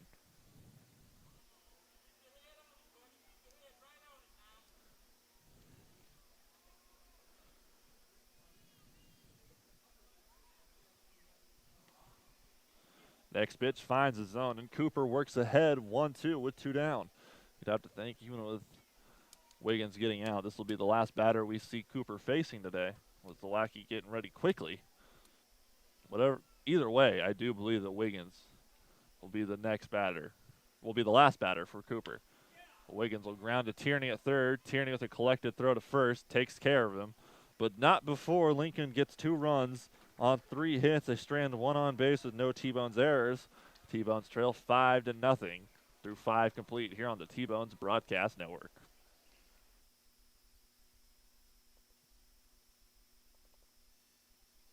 And Village West is the official hotel of the KC T-Bones. We conveniently share the parking lot with the stadium and offer access to the best shopping and entertainment. Enjoy a comfortable stay with top-notch services and amenities. Start your day off right with our Be Our Guest breakfast. Our exceptional service makes Country Inn & Suites the ideal hotel in KC for anyone traveling for business or pleasure. Stay with us on your next trip and we'll have you saying, I love this country. Book today at countryinns.com/Kansas City KS.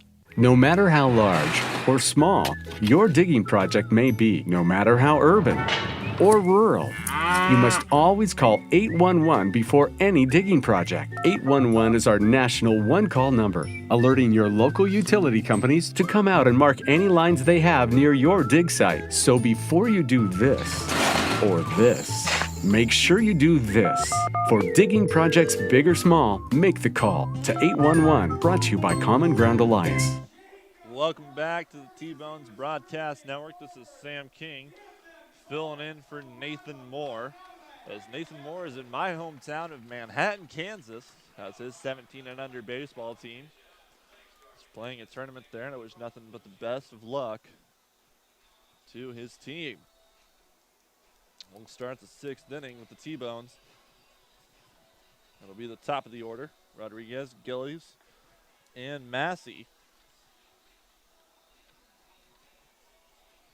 Rodriguez will get things started against Martis, who has looked slick today, pitching 5 scoreless thus far with 3 hits. He's also struck out 2 T-Bones while still walking no one. That's really what you expect from a guy that used to pitch in the major leagues. He spends his, what I'm assuming will be limited time here in the American Association, because this is a truly talented player.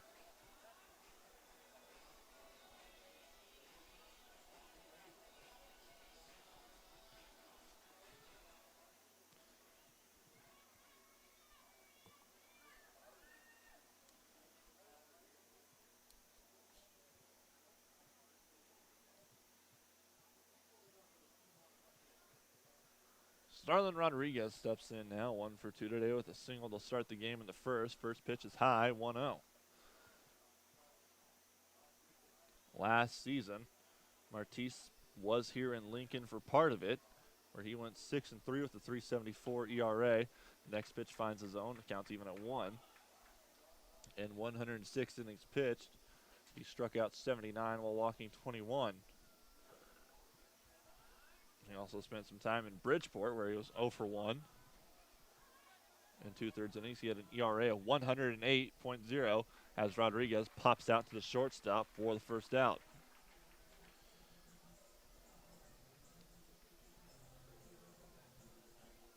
Tyson Gillies steps in now. Gillies grounded out to, pardon me, that is not Gillies. We have a pinch hitter coming into the game.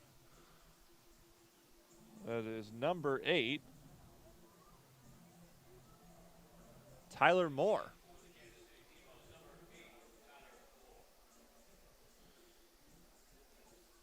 Tyler Moore did not see action in yesterday's game, but he comes into this one. First pitch strike to Moore, 0-1.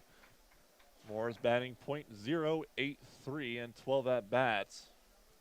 He struck out and walked the same amount at 3, with putting his on-base percentage at .267. Next pitch finds his own again, 0-2. Moore is recently a player from Kansas State University in my hometown of Manhattan, Kansas. Moore fouls the next pitch back, still 0-2.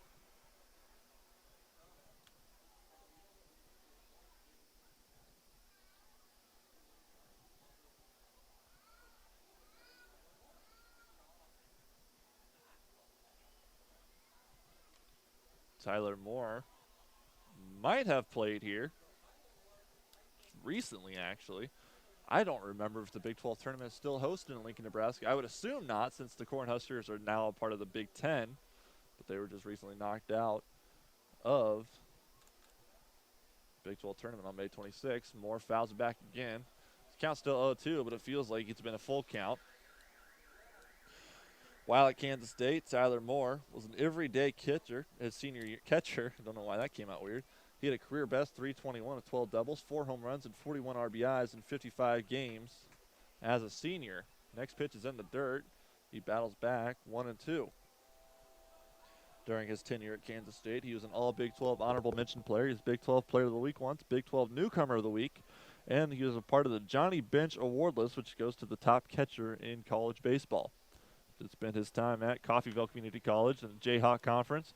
So he lost that ball to right field, but Smith will wait on it and bring it in for the second out.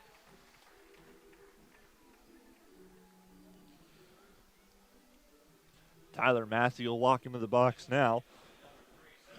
He is 0 for 2 today with a fly out to left field last time we saw him in the fourth.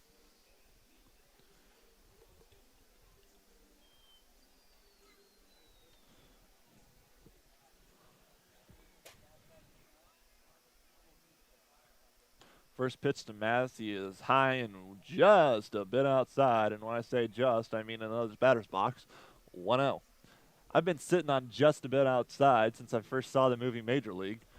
And I'm sure anybody that's listening probably just kind of grabbed their nose and went, oh, really? Massey swings and lofts that ball to center. Coosdale tracking it. He'll bring it in on the warning track for the third out. So that's a long, loud fly out as the T-Bones go down in order 1, 2, 3. We will go to the home side of the sixth with the T-Bones trailing 5-0 here on the T-Bones Broadcast Network.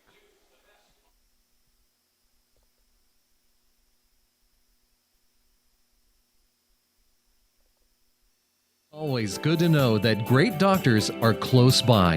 In fact, the great doctors of Providence Medical Center are right down the street from the ballpark at 89th and Parallel. Count on Providence when you need 24/7 emergency services, an accredited chest pain center, or specialized orthopedic and sports medicine services. Providence Medical Center is proud to be the official healthcare partner of the T-Bones. Learn more at providencekc.com.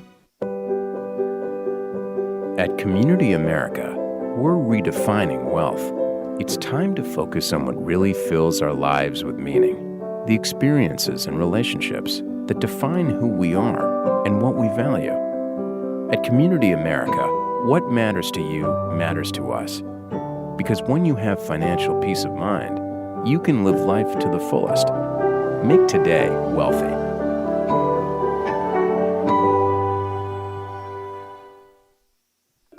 I loved when the ice cream truck came around as a kid, the familiar music and the cool treats on a hot summer afternoon. What's your happy place? Have a Frosty Treats ice cream truck at your next corporate or private party. FrostyTreats.com.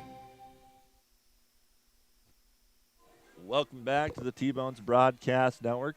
Brett Zawacki will come in relief for the T-Bones. Zawacki comes into this game with cringeworthy numbers, to say the least. He is 0 for 3 in 22 and a third innings pitched.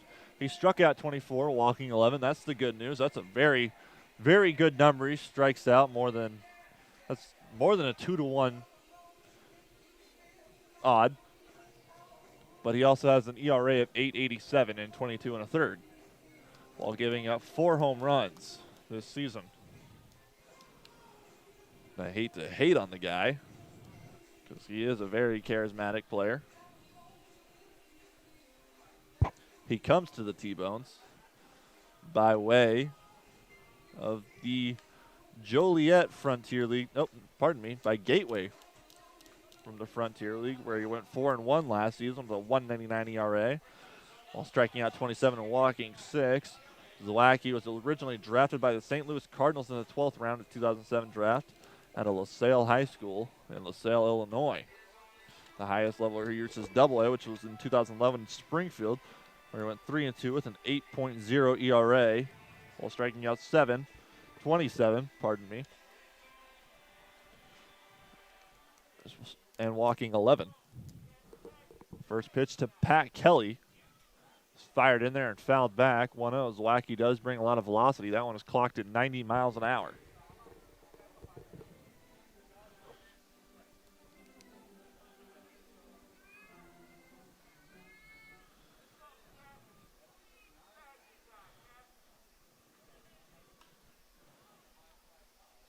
Kelly high, fly ball down the right field line. Wheat tracks it, but it's way out of play. 0-2 count.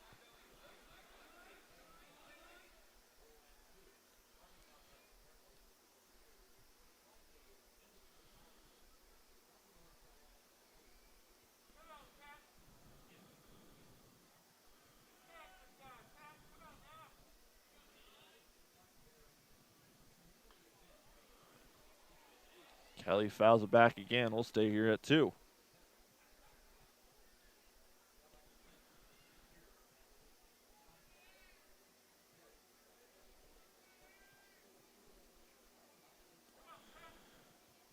The day is officially done for Jordan Cooper. Next pitch is in the dirt. 1-2 as Zwacky just kept it out of the zone, so Kelly couldn't foul it off. Cooper went 5 innings, giving up 8 hits, 5 runs, all earned, while walking 3 and striking out none. As for the second day in a row, John Mazzarelli has been forced to rely on his bullpen as that ball is sky high. Jake Blackwood tracking it in foul territory. He'll bring it in for the first down.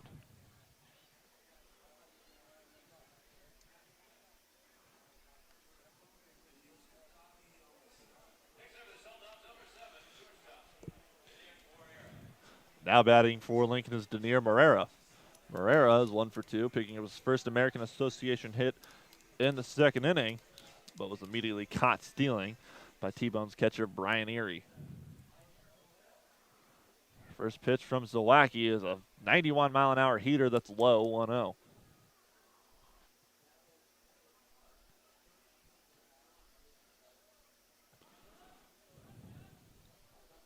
Zwacky gets set and fires again. Marrera pops up.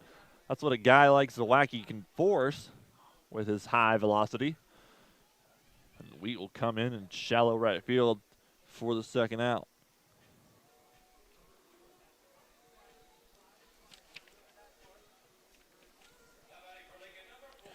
Now batting for Lincoln is Robbie Coosdale, and that is super weird to say.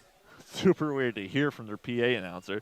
Nonetheless, Coosdale steps in 0 for 2 today in his Lincoln Salt Dogs debut. Coosdale fouls it into his Lincoln dugout, 0-1. So he already, with that foul ball, just demanded respect from the rest of his clubhouse.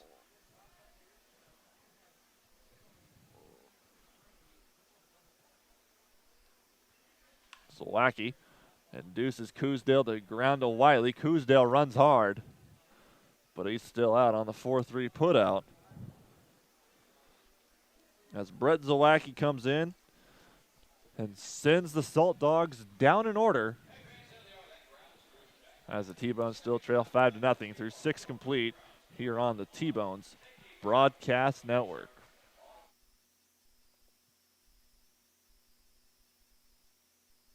No matter how large or small your digging project may be, no matter how urban or rural, you must always call 811 before any digging project. 811 is our national one-call number, alerting your local utility companies to come out and mark any lines they have near your dig site. So before you do this or this, make sure you do this. For digging projects big or small, make the call to 811, brought to you by Common Ground Alliance. It's always good to know that great doctors are close by. In fact, the great doctors of Providence Medical Center are right down the street from the ballpark at 89th and Parallel. Count on Providence when you need 24/7 emergency services, an accredited chest pain center, or specialized orthopedic and sports medicine services. Providence Medical Center is proud to be the official healthcare partner of the T-Bones. Learn more at providencekc.com. Welcome back to the T-Bones Broadcast Network. This is Sam King filling in for Nathan Moore.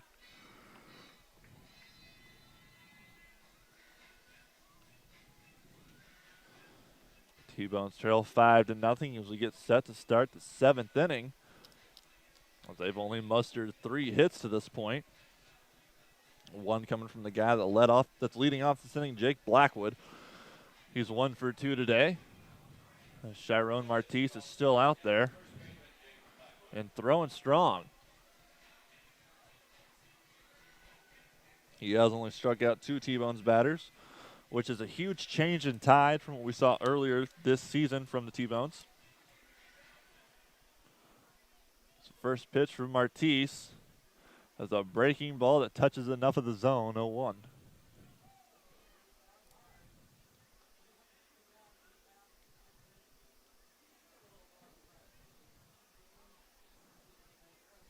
Martis comes set again.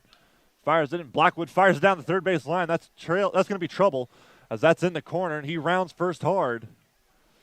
And he'll be in there with a leadoff stand-up double. Jake Blackwood continuing his hot tear as he is 2 for 3 thus far in today's action. Yesterday, Blackwood picked up a hit as well, and it was that absolutely smashed home run to left field. And Brandon Tierney steps in. He's the KFC K-man here in Lincoln. Tierney is over 2 with 2 flyouts to right field.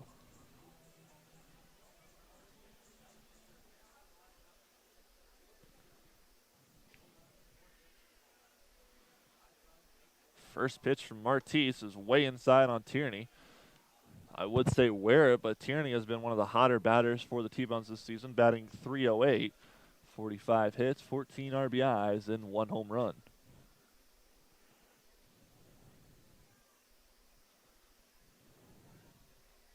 Here comes the 1-0 from Martis, and it's high, 2-0.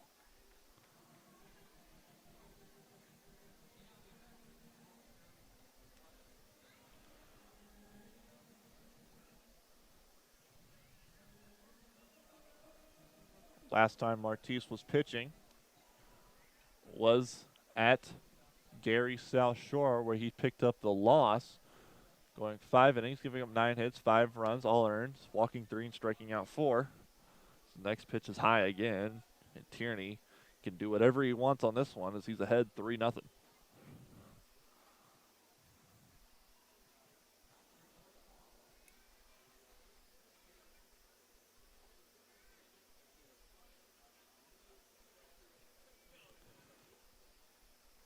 Martis comes set. And I'm not sure where that found the zone, but it did. 3-1.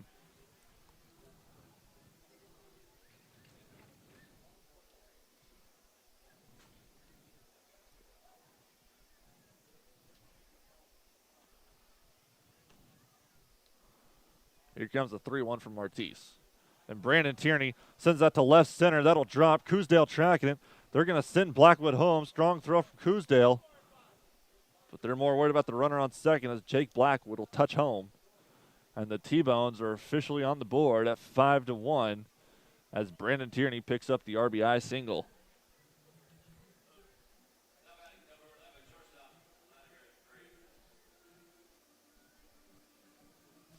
Back-to-back hits by the 4 and 5 hitters for the T-Bones have put him on the board, and Vladimir Frias will try to keep it going. Frias is 0 for 2 today with a fly out to the shortstop. Last time we saw him in the 4th inning. Still no one out as Martis fires home, and Frias fires that sky high up in the birds. And Wiggins will wait for it and bring it down for the first out.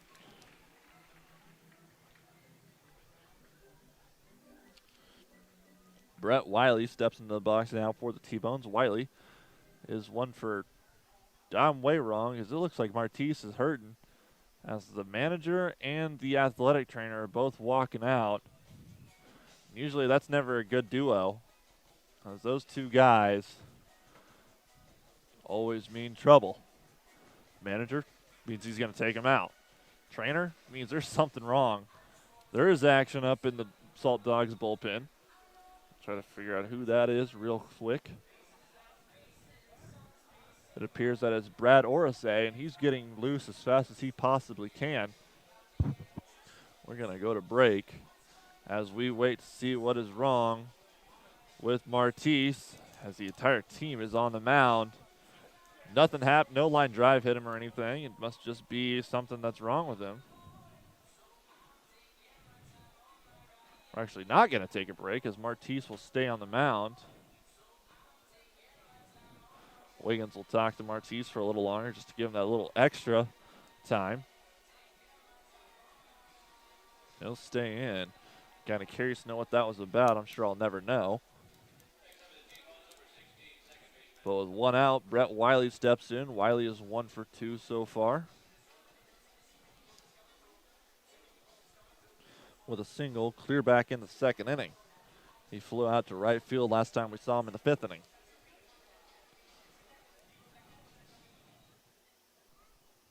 Martise stares down the runner and then fires home for a pitch that's too low, 1-0. Still in there at 89, so whatever was wrong with Martise, I wouldn't mind if that was wrong with me. I wish I could throw 89. Martise comes set. Fires it home. Wiley bloops that to left. But Jacobs will track it and bobble it for the second out. I'm sure you heard the crowd with the exasperation when we caught that. The ball popped up and out of his glove, then back in. Dalton Wheat steps in now for Kansas City. Wheat is 0 for 2 with a strikeout today. Wheat comes to the T-Bones by way of Emporia State.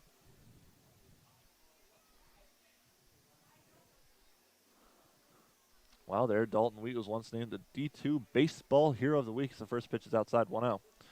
During a 16-6 win over Southwest Baptist while he was at Emporia State, Wheat went 3 for 5 with a double, 2 singles, and 2 walks. And that's just the type of production that any ball player would love to have. That fastball is outside on the corner, 1-1.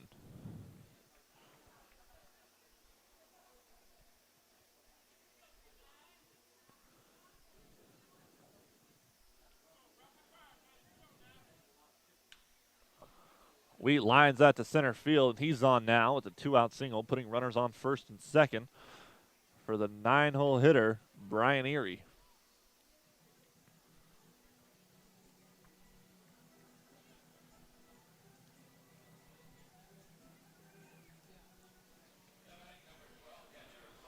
Erie is 0 for 2 today with a strikeout in the second.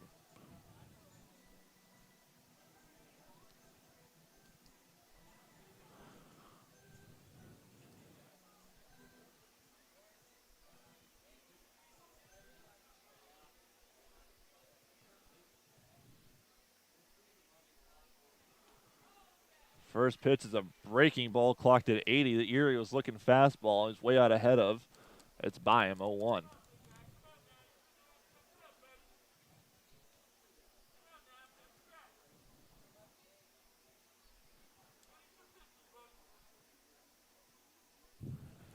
Martise in the dirt. Beautiful block by Wiggins. As runners let the state put it first and second with the counts even at 1. Both runners can run. Brandon Tierney is at second. Tierney does have 3 stolen bases on the year. It's not like he's going to steal third, but anything that's in play could score him. First thing I ever saw from Dalton Wheat in Wichita was his speed. John Mazzarelli forced him to run from home to third. And he was flying. 2-1 count now to Erie.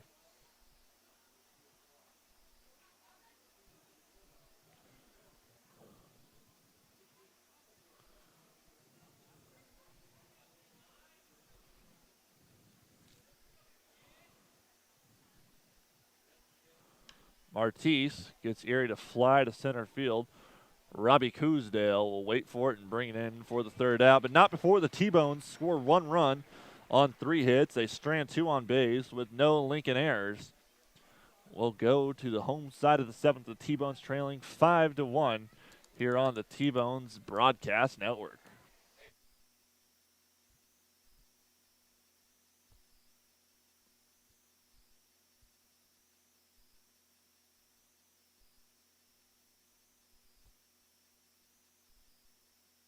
Country Inn & Suites in Village West is the official hotel of the KC T-Bones. We conveniently share the parking lot with the stadium and offer access to the best shopping and entertainment. Enjoy a comfortable stay with top-notch services and amenities. Start your day off right with our Be Our Guest breakfast. Our exceptional service makes Country Inn & Suites the ideal hotel in KC for anyone traveling for business or pleasure. Stay with us on your next trip and we'll have you saying, I love this country. Book today at countryinns.com/Kansas City KS. No matter how large or small your digging project may be, no matter how urban or rural, you must always call 811 before any digging project. 811 is our national one-call number, alerting your local utility companies to come out and mark any lines they have near your dig site. So before you do this or this, make sure you do this. For digging projects big or small, make the call to 811, brought to you by Common Ground Alliance. It's always good to know that great doctors are close by. Providence Medical Group has offices in Bonner Springs, Basehor, Tonganoxie, Lansing, Leavenworth, and KCK. That's why we're the go-to community hospital in the region. If you're a T-Bones fan, count on the medical team that takes care of your team. The great doctors of Providence Medical Center, just east of the ballpark at 89th and Parallel. Learn more at providencekc.com. Heathwood Oil Company was the first independently owned oil company in Kansas City, and they're now one of the oldest continuously family-owned oil companies in the Midwest, featuring Citgo lubricants. With a current bulk storage capacity of over 250,000 gallons, they have the products you need. Let Heathwood and Citgo design a Citgo lubricants program to reduce costs and increase production. Call 913-321-1764 or email sales@heathwoodoil.com. Heathwood and Citgo, your lubrication specialist since 1926. Country Inn & Suites in Village West is the official hotel of the KC T-Bones. We conveniently share the parking lot with the stadium and offer access to the best shopping and entertainment. Enjoy a comfortable stay with top-notch services and amenities. Start your day off right with our Be Our Guest breakfast. Our exceptional service makes Country Inn & Suites the ideal hotel in KC for anyone traveling for business or pleasure. Stay with us on your next trip and we'll have you saying, I love this country. Book today at countryinns.com/Kansas City KS. Welcome back to the T-Bones Broadcast Network. This is Sam King filling in for Nathan Moore. T-Bones trail 5-1 as they picked up their first run of the day at the top of the 7th inning. Earlier half of this inning, as we begin the bottom of the 7th, it'll be Luis Allen leading off for Lincoln. Allen is 1 for 2 today with a single and a run scored in the 3rd. First pitch strike from Zawacki to Allen. Pitch is low and away. That'll even the count now at 1 for Allen.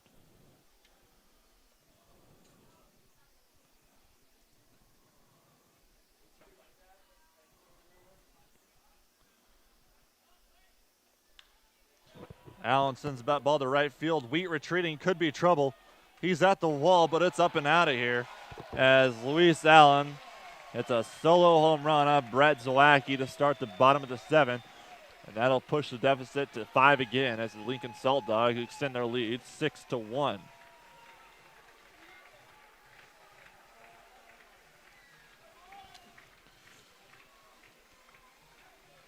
That is Allen's 2nd home run of the season.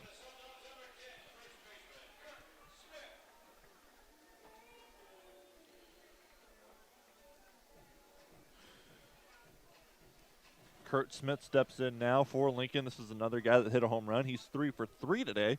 The 2-run home run in the first. First pitch from Zawacki's in on him. He's out of the way, 1-0.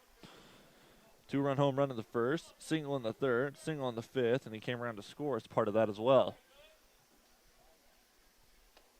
1-0 pitch, finds the inner half of the zone, evens the count now 1.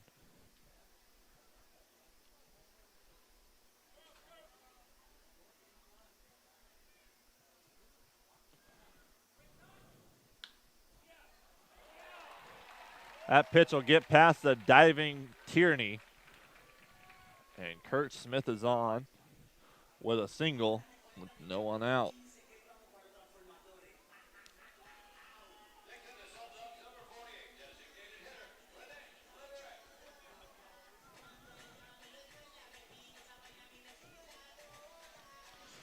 Now batting is the obvious fan favorite here in Lincoln, Rene Levert. Levert is 1 for 1 today with a single and a run scored. He walked his first 2 appearances in the first and the third.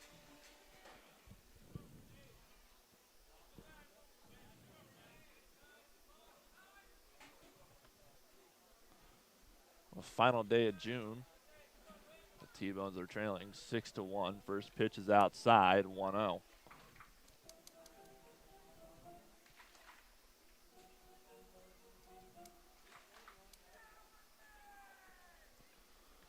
Zlacki delivers, low and away, 2-0 to Levert.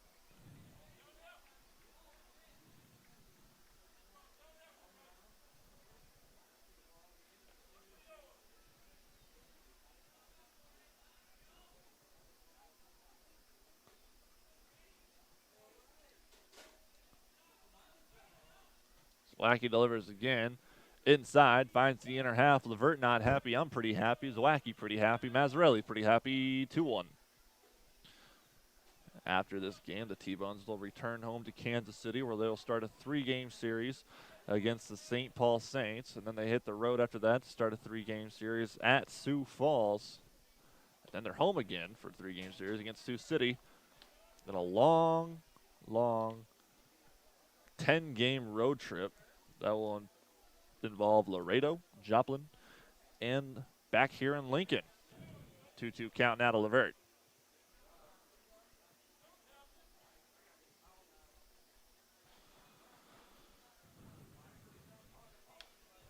Rene Levert, foul ball high down the right field line and out of play. Count stays even at 2.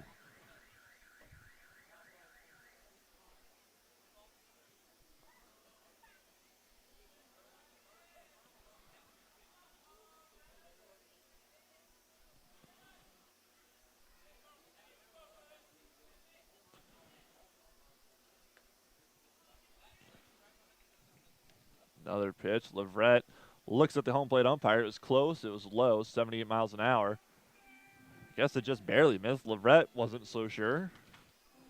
Still not so sure. Count's still full.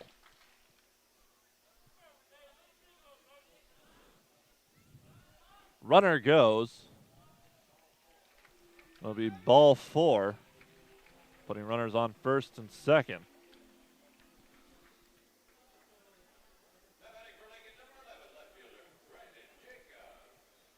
Now batting for Lincoln is Brandon Jacobs. Jacobs is 0 for 2 today with 2 RBIs. Pardon me, he is 1 for 3 today. 1 for 2 today. I'll get that right eventually. It's 1 for 2 today with 2 RBIs. Bill Sobey will come out and talk to Zlacki.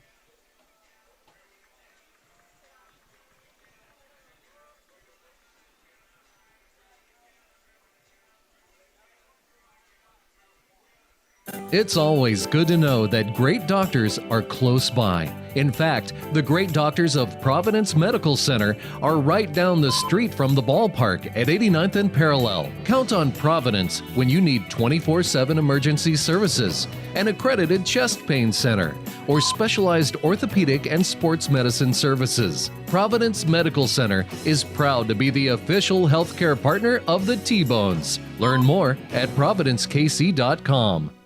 Welcome back to the T-Bones Broadcast Network. We'll resume this at-bat with Brandon Jacobs as we're still looking for the first pitch. Brett Zlacki will now ask for Brian Erie to come out.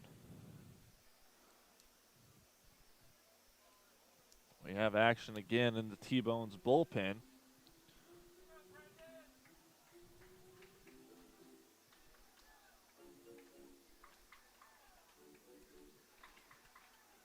Appears to be Johnny Shuttlesworth getting ready. Zlacki looks at the runner, delivers home.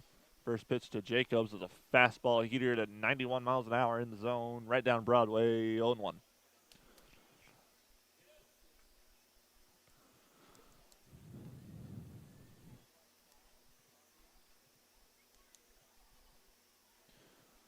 Lackey comes set, delivers again.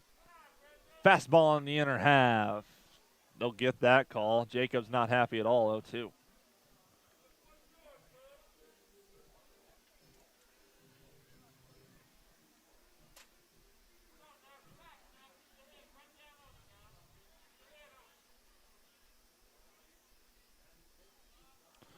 Lackey fires high to Jacobs. The count's now 1-2. Like I said, Jacobs was a top prospect for a little bit in the major leagues before the 2012 season. He was ranked as the number 46 prospect in baseball as the umpire calls time. We'll get back to it.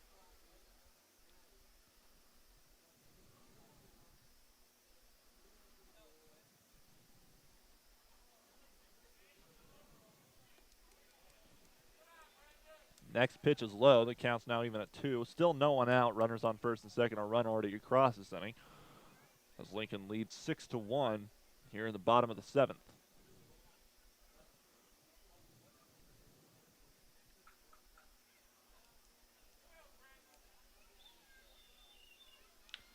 And Brandon Jacobs smacks out to left field. Rodriguez tracking it. It's off the wall. Both runners, one has to get sent home. Free, a strong throw home. It's high. And Leverett is in there sliding, extending the lead. 7-1. Brandon Jacobs picks up his third RBI of the day on the RBI double. Runners on second and third. Pardon me, that was Smith that went in sliding. We had a pinch runner for Leverett that I didn't notice. That is Charlie Thurber.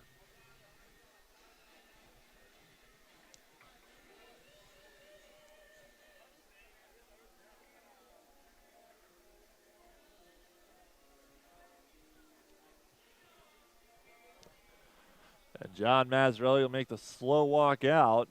It looks like the day will be done for Brett Zawacki, and it is as he's walking off. He's still responsible for the runners on second and third. It'll be Johnny Shuttlesworth coming in here on the T-Bones Broadcast Network.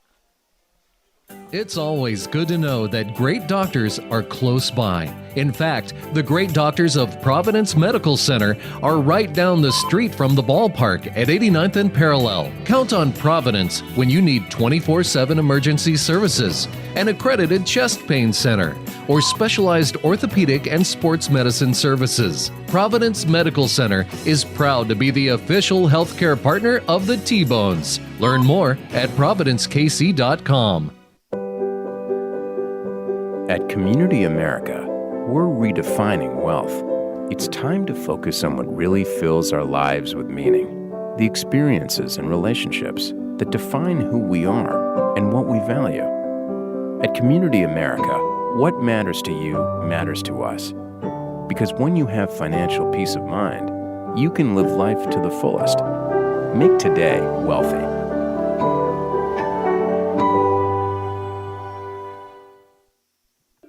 I loved when the ice cream truck came around as a kid. The familiar music and the cool treats on a hot summer afternoon. What's your happy place? Have a Frosty Treats ice cream truck at your next corporate or private party. FrostyTreats.com. Country Inn & Suites in Village West is the official hotel of the KC T-Bones. We conveniently share the parking lot with the stadium and offer access to the best shopping and entertainment. Enjoy a comfortable stay with top-notch services and amenities. Start your day off right with our Be Our Guest breakfast. Our exceptional service makes Country Inn & Suites the ideal hotel in KC for anyone traveling for business or pleasure. Stay with us on your next trip and we'll have you saying, I love this country. Book today at countryinns.com/Kansas City KS. I loved when the ice cream truck came around as a kid. The familiar music and the cool treats on a hot summer afternoon. What's your happy place? Have a Frosty Treats ice cream truck at your next corporate or private party. FrostyTreats.com. Welcome back to the T-Bones Broadcast Network. Johnny Shuttlesworth comes on to pitch here in the 7th inning. Shuttlesworth did pitch yesterday.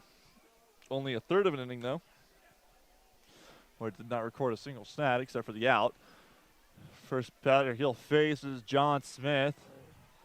They'll hit a long foul ball that Starlin Rodriguez, Vladimir Frias, and Brandon Tierney all just sprinted for it a long ways. And it came up empty as the ball is still in play, but eventually bounced out. 0-1. After all that, all you get is one strike. Shuttlesworth comes into today with 2-2. He started 5 games while appearing in 12 and 31 innings pitched. He struck out 28 while walking 12 with a 6.39 ERA. Shuttlesworth delivers the 0-1. Smith almost in the same spot. Rodriguez tracks it by himself this time.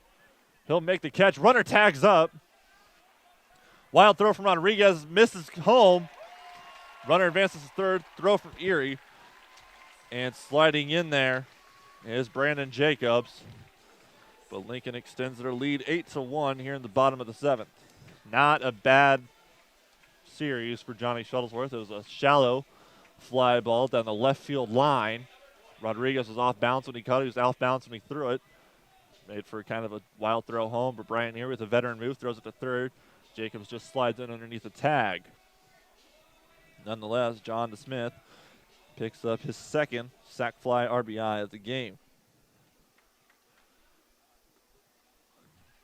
First pitch to Ryan Wiggins is in the zone. 0-1. Wiggins is 1 for 3 today with a double in the 4th.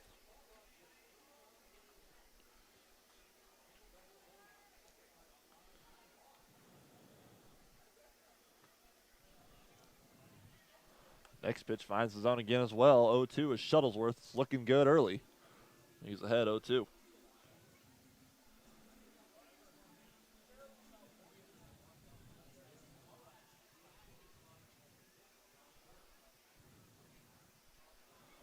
Here he sets up outside. Shuttlesworth, perfect pitch, strikes Wiggins out on 3 pitches. Sit him down. That is the first strikeout of the game for any T-Bones pitcher today.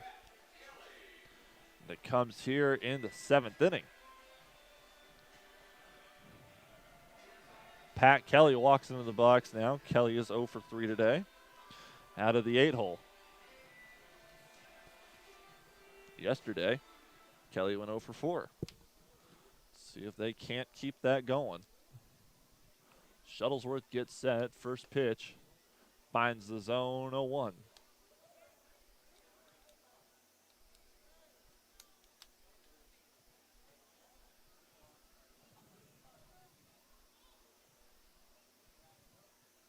Shuttlesworth breaking ball that doesn't break. It's inside. Kelly ducks out the way. Counts even at 1.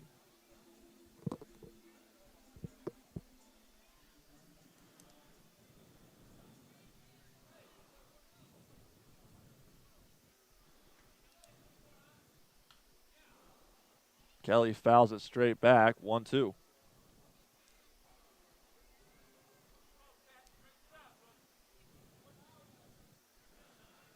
Day is still not done for Brett Zawacki as the runner is still on third. And he is responsible for that runner.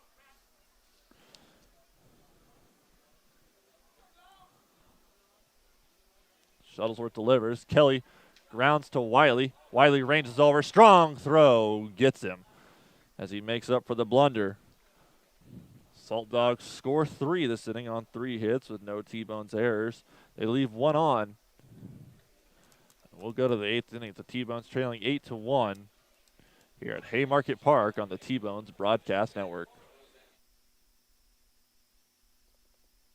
It's always good to know that great doctors are close by. Providence Medical Group has offices in Bonner Springs, Basehor, Tonganoxie, Lansing, Leavenworth, and KCK. That's why we're the go-to community hospital in the region. If you're a T-Bones fan, count on the medical team that takes care of your team. The great doctors of Providence Medical Center, just east of the ballpark at 89th and Parallel. Learn more at providencekc.com.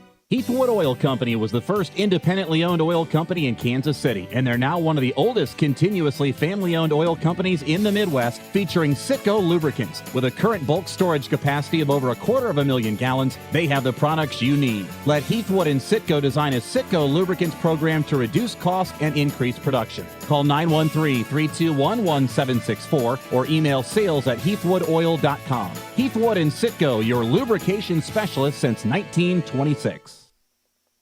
Country Inn & Suites in Village West is the official hotel of the KC T-Bones. We conveniently share the parking lot with the stadium and offer access to the best shopping and entertainment. Enjoy a comfortable stay with top-notch services and amenities. Start your day off right with our Be Our Guest breakfast. Our exceptional service makes Country Inn & Suites the ideal hotel in KC for anyone traveling for business or pleasure. Stay with us on your next trip and we'll have you saying, I love this country. Book today at countryinns.com/Kansas City KS. It's always good to know that great doctors are close by. In fact, the great doctors of Providence Medical Center are right down the street from the ballpark at 89th and Parallel. Count on Providence when you need 24/7 emergency services, an accredited chest pain center, or specialized orthopedic and sports medicine services. Providence Medical Center is proud to be the official healthcare partner of the T-Bones. Learn more at providencekc.com. Welcome back to the T-Bones Broadcast Network. T-Bones trail 8-1 as we get set to begin the 8th inning. The day is done for Sharon Martise. Martise went 7 innings, giving up 6 hits, 1 run. It was earned. He didn't walk any T-Bones while striking out 2. On to replace him is Steven Shackelford. Shackelford was a 35th round draft pick by the San Francisco Giants in 2010 out of the Savannah College of Arts and Design in Savannah, Georgia. The right-handed pitcher spent last season with Reading. This is the AA affiliate for the Philadelphia Phillies, where he went 4-2 in 54 2/3 innings. He struck out 56 while walking 24 with an ERA of 4.45. The first batter he'll face is Starlin Rodriguez. Rodriguez lets the first pitch go by 0-1. Shackelford with the delivery that was funky. The umpire with the late call, 0-2. Rodriguez not happy, and I understand why. Shackelford does have a, like I just said, funky delivery where he brings his knee clear up, brings his hand in his glove down with it, and he brings up his arms rapidly, his legs slowly, then fires home. You'd have to see it. I probably just gave the worst description. Shackelford outside, 1-2.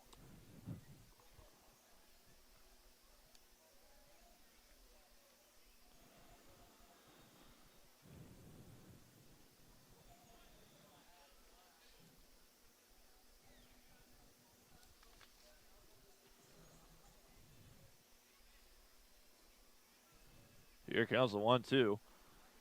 It's just low. Counts now even at 2.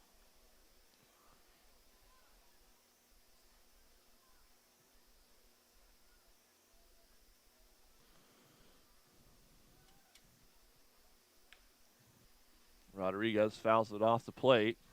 Count will stay even now at 2.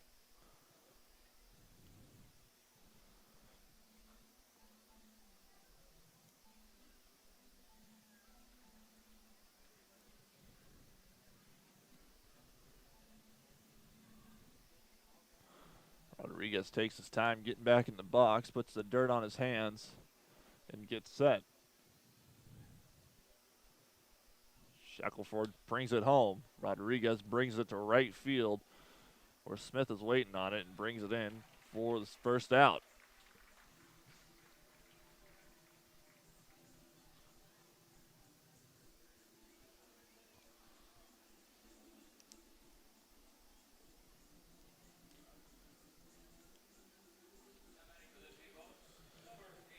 Now batting for Kansas City is Tyler Moore.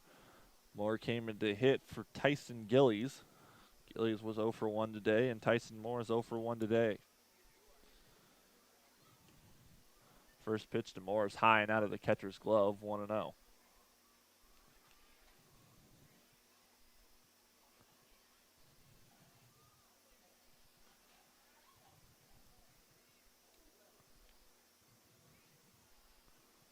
Shackelford gets set. Fires it past Moore and in the zone. Counts even at 1. Tyler Moore is one of those guys that I'm really just surprised he didn't get drafted out of Kansas State. He was a very productive backstop for the Wildcats.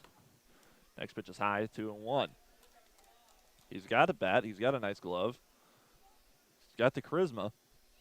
Not sure what the missing piece was, but I'm sure he's going to shore it up in no time with the T-Bones. 2-1 count. Moore takes a big hack at it and comes up empty. He counts now even at 2.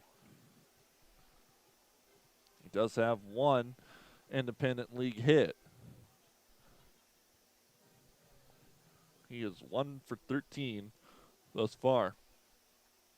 Next pitch was way inside, but they'll ring him up. Not even the catcher was sure. Not even the umpire was sure, I'm pretty sure. That's a backwards K for Tyler Moore, and he's 0 for 2. What is surely his final at-bat of the game. Tyler Massey steps in now. Massey is 0 for 3 today. With a fly out to center field last time we saw him in the 6th.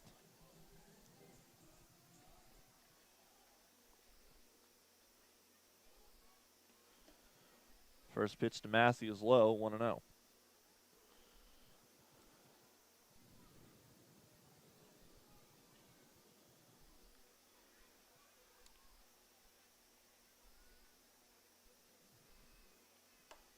Next pitch high, same spot, 2-0 as the sun begins to set here in Lincoln, Nebraska.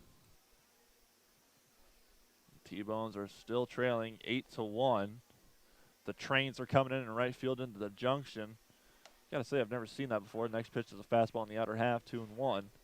And it's really kind of a ongoing backstop that was really pretty entertaining to watch. So if I stop talking for like 5 minutes, there's a 90% chance that I'm just watching trains. 2-1 count to Shackelford is high. That'll be a 3-1 now.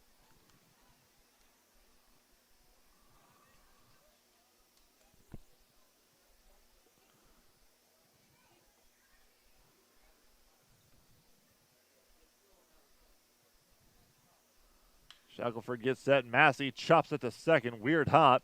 Massey runs it out hard, but the throw still beats him as the T-Bones go down in order 1, 2, 3. We'll go to the bottom of the 8th as they trail 8-1 here at Haymarket Park on the T-Bones Broadcast Network.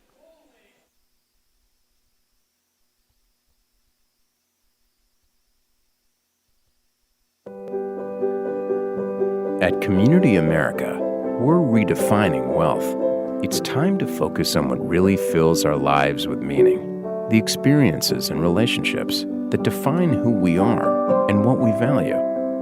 At Community America, what matters to you matters to us. Because when you have financial peace of mind, you can live life to the fullest. Make today wealthy.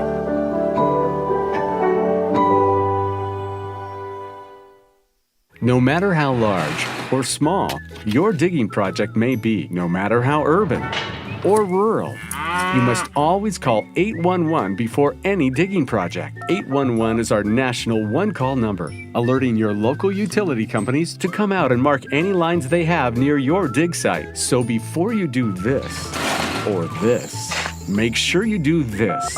For digging projects big or small, make the call to 811, brought to you by Common Ground Alliance. At Community America, we're redefining wealth. It's time to focus on what really fills our lives with meaning. The experiences and relationships that define who we are and what we value. At Community America, what matters to you matters to us. Because when you have financial peace of mind, you can live life to the fullest. Make today wealthy. Welcome back to the T-Bones Broadcast Network. Denier Marrera will get things started. Marrera is 1 for 3. Johnny Shuttlesworth still on the mound. First pitch from Shuttlesworth is in the dirt, 1-0. Marrera batting out of the 9 hole. Yesterday he led off. I don't know if that's just a rotation they have going or not being serious. He's probably just got moved down. 1-1 count out of Marrera as that fastball's in there.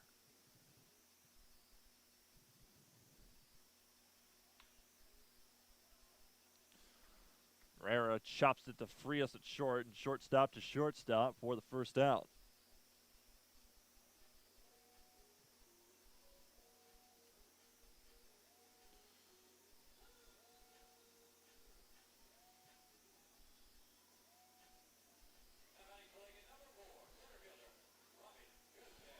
Now batting for Lincoln is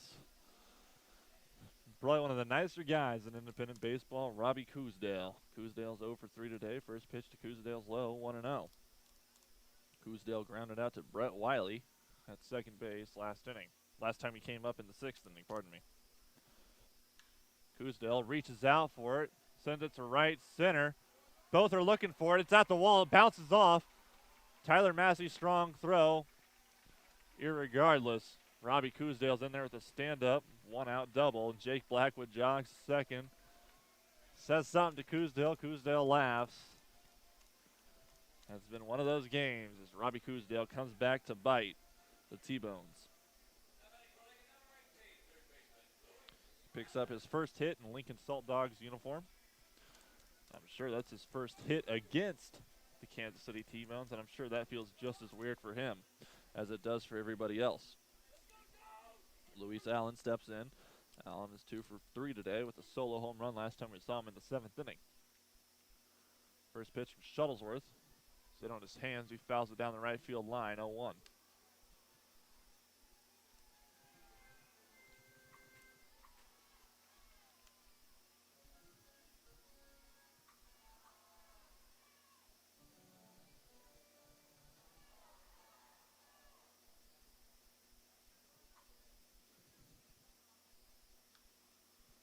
Luis Allen fouls that off his front foot, and that hurts, and he's doing a nice little jaunt. Count is 0-2.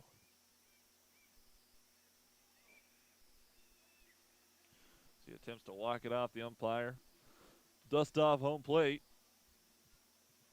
He's still working it. That must have really hurt him. Looks to the dugout, but then he decides he's just going to step in. Still an 0-2 count to Allen.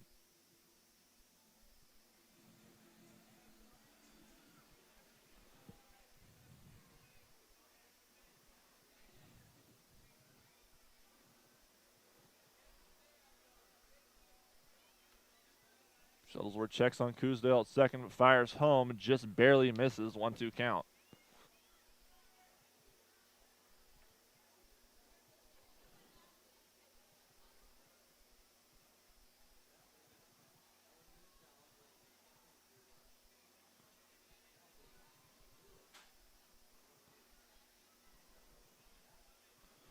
Shuttlesworth fires home again. Allen sends it to left field.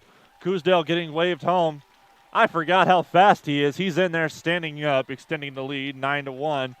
That's his second run scored today as Luis Allen hits an RBI single, extending his magnificent day.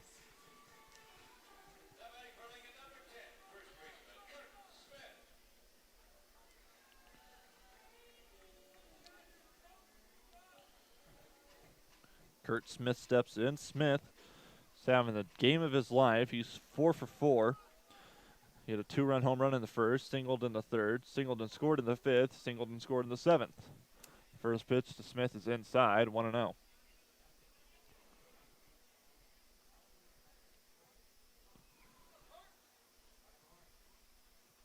Shuttlesworth fires it past Smith. The count is now even at 1.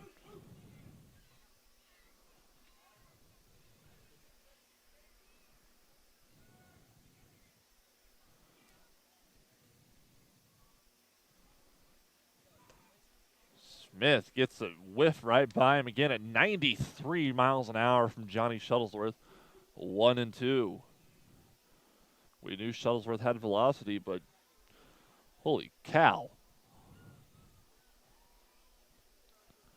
Shuttlesworth fires it again, and the corn-fed Smith fouls it off down the right field line, 1-2.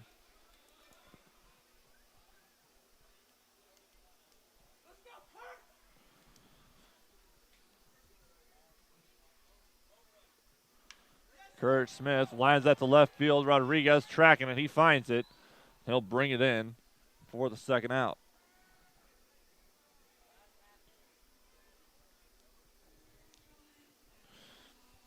We have a pinch hitter in the game as Rene Levert. His day is done. And it'll be Charlie Thurber.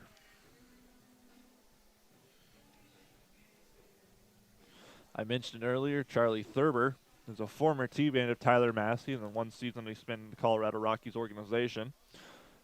As we talked earlier, first pitch is outside 1-0. Thurber also has ties to the state of Tennessee. Tyler Massey is from Chattanooga, Tennessee. And Charlie Thurber played baseball at the University of Tennessee.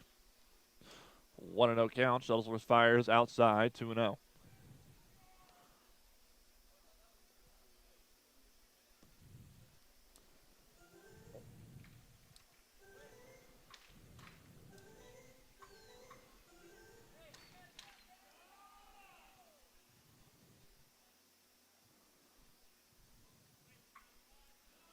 Here comes the 2-0.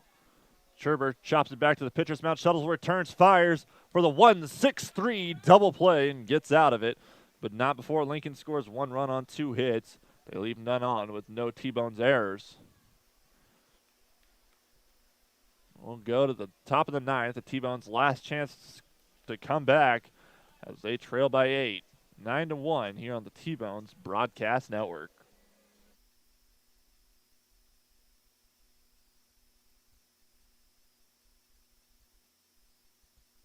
It's always good to know that great doctors are close by. In fact, the great doctors of Providence Medical Center are right down the street from the ballpark at 89th and Parallel. Count on Providence when you need 24/7 emergency services, an accredited chest pain center, or specialized orthopedic and sports medicine services. Providence Medical Center is proud to be the official healthcare partner of the T-Bones. Learn more at providencekc.com. At Community America, we're redefining wealth. It's time to focus on what really fills our lives with meaning, the experiences and relationships that define who we are and what we value.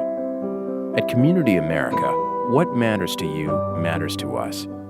Because when you have financial peace of mind, you can live life to the fullest. Make today wealthy.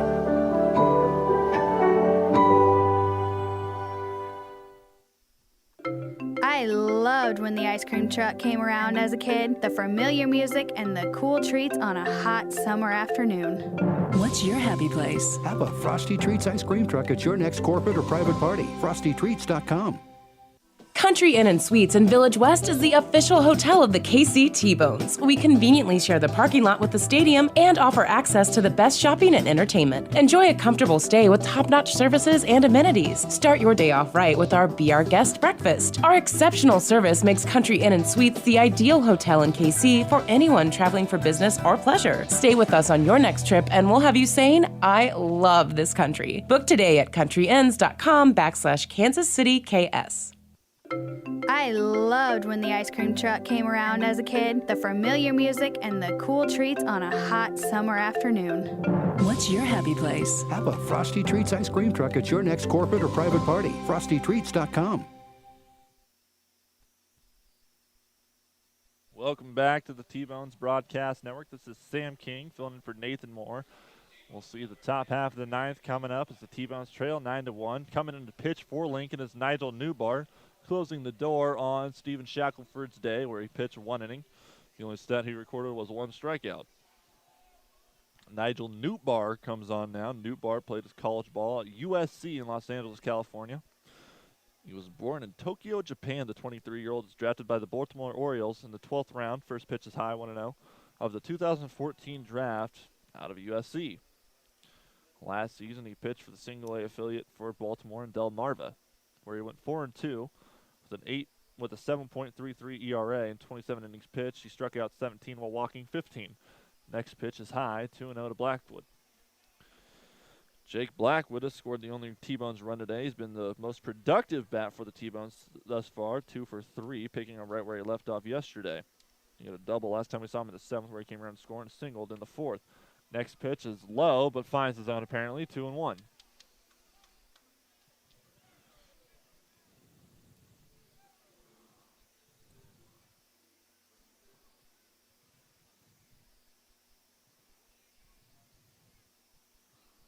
2-1 pitch is in the other batter's box and low. 3-1 now to Blackwood.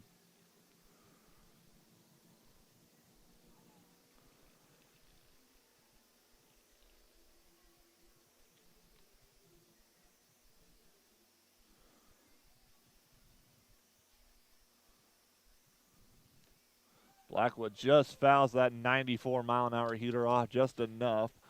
And it's a full count now.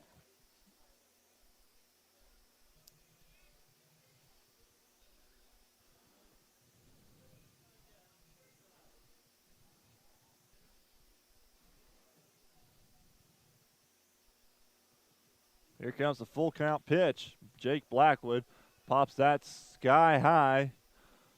Trailing out of play just barely, and it is fouled. And the count remains full. I believe that it hit a kid out on the grass burn and injured him. He is laying out there, and his friends and the attendant are attending to him. It's always a nice reminder to fans to please watch out for balls and bats that leave the field. In this case, though, the kid is just trying to catch his foul ball. I guess it caught enough of him. Next pitch is inside, and Blackwood, he almost gets hit, but he'll walk to lead off the inning. As the T-Bones have something cooking. Good news now, that little man is up out in the right field grass burn. He does appear fine. Oh, man in the orange shirt. Somebody better give him that ball. He picked up a bruise. You got to give him a ball. Brandon Tierney steps in now for the T-Bones. Tierney has also been the other productive bat. 1 for 3 today with that RBI that scored Blackwood. First pitch to Tierney is inside on inner half, apparently, 0-1. In between innings, I saw action in the bullpen. I saw double action for Lincoln. I saw Newt Barr and Casey Barnes. You may recognize Casey Barnes. He was the opening day starter for the T-Bones. I thought, are they really going to pitch him against Kansas City? As Tierney lines that back up the middle, and he's on with a no-out single, putting runners on first and second. That puts the tying run in the dugout still.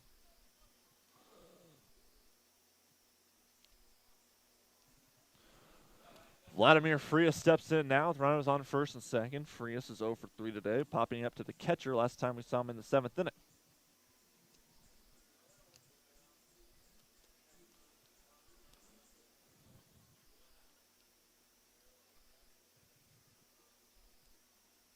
First pitch from Newt Barr is line foul, 0-1.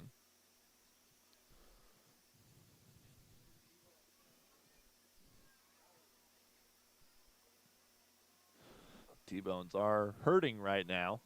So they're not completely at full strength with Anthony Gallus and Nate Tinbrink both finding themselves on the disabled list. So it's both of them would come up huge. Next pitch is a fastball in the outer half, 0-2 to Frias. He didn't like it.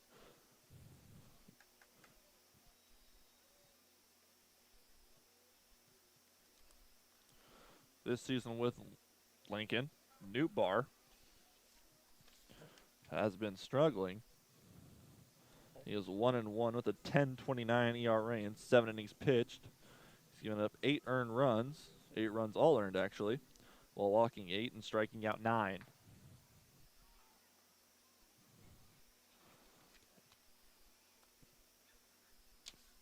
Wiggins calls time to go check on his runner, to go check on his pitcher. Last night, Lincoln stranded a dozen on base, and the T-Bones teed off against who is now the ERA leader for the American Association, Lindsey Coggy. As the top two were picked by MLB teams, Matt Sergey and the guy from Fargo that I can't remember the name of for whatever reason. That's going to haunt me until I find it. But I should also mention that Vladimir Frias has struck out swinging. For the first out, runners on first and second. Brett Wiley steps in. Wiley is 1 for 3 with a single, clear back in the second. He'll take the first pitch and send it to left field. Dave Schaub will hold the runners and load the bases for Dalton Wheat.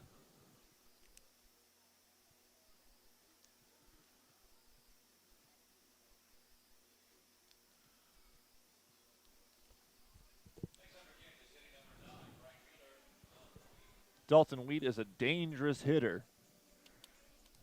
And what a story it would be if he just, hit one out to the parking lot.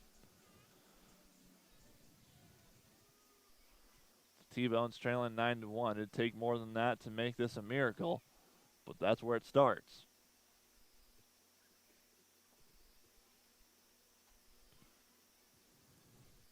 First pitch to Wheat. He chops it to second to start a 4-6. They can only get one as Dalton Wheat legs it out and a run scores as he picks up a fielder's choice RBI.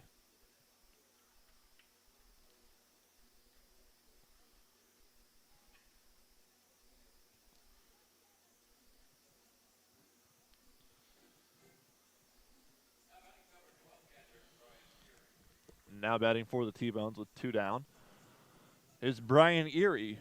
Erie is 0 for 3 today with a strikeout back in the third.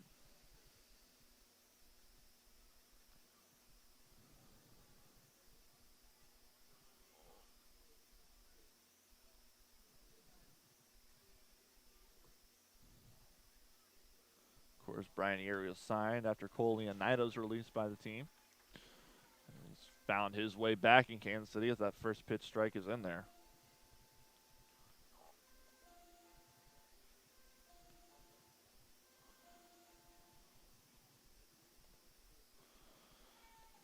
Newt Barlow evens the count at 1.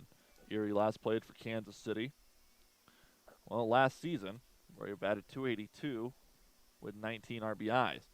Played in 2014 for Kansas City as well, where he batted .236 with 1 home run and 41 RBIs. Erie goes low for the next pitch, comes up empty, counts 1-2. As you can feel the excitement, as this could be the final pitch of the game.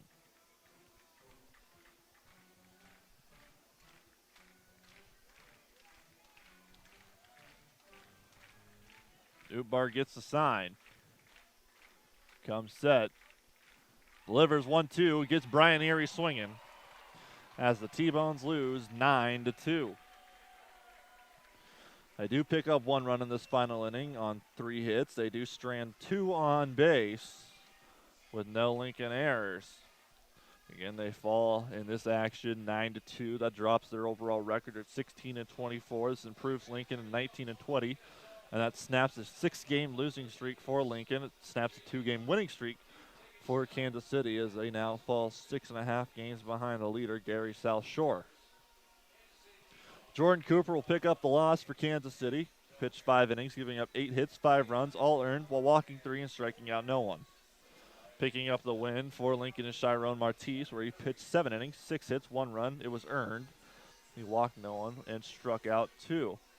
It was weird seeing Robbie Coosdale in a Lincoln uniform, but we'll have to get used to it as he was recently released by our Kansas City T-Bones and picked up today by the Salt Dogs, batting leadoff. He had a productive day. He went 1 for 4 with 2 runs scored. The Lincoln Salt Dogs were not really held in check. They picked up 13 hits today. And Kurt Smith did a lot of that, where he went 4 for 5 with a 2-run home run and 3 runs scored. Really almost only 3 batters, pardon me. 3 batters on this Salt Dogs team did not get hits today. And they were the 8, 6, and 5 batters. And 2 of those picked up at least 1 RBI. Again, the Kansas City T-Bones drop this game 9-2, 16-24. Salt Dogs win 19-20. The T-Bones will return home tomorrow against the St. Paul Saints as they begin that 3-game series. First pitch at 7:05 at Community America Ballpark. Either Nathan Moore or Matt Folks will be on the call for you right here. But this has been Sam King. It's been a fun one. And I'm signing off. Thank you for listening to the T-Bones Broadcast Network.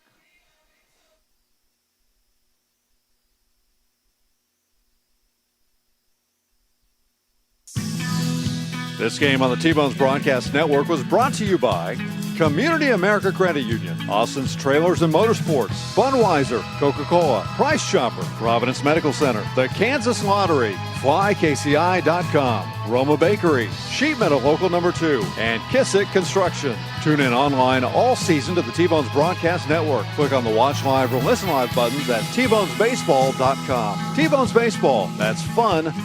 Well done.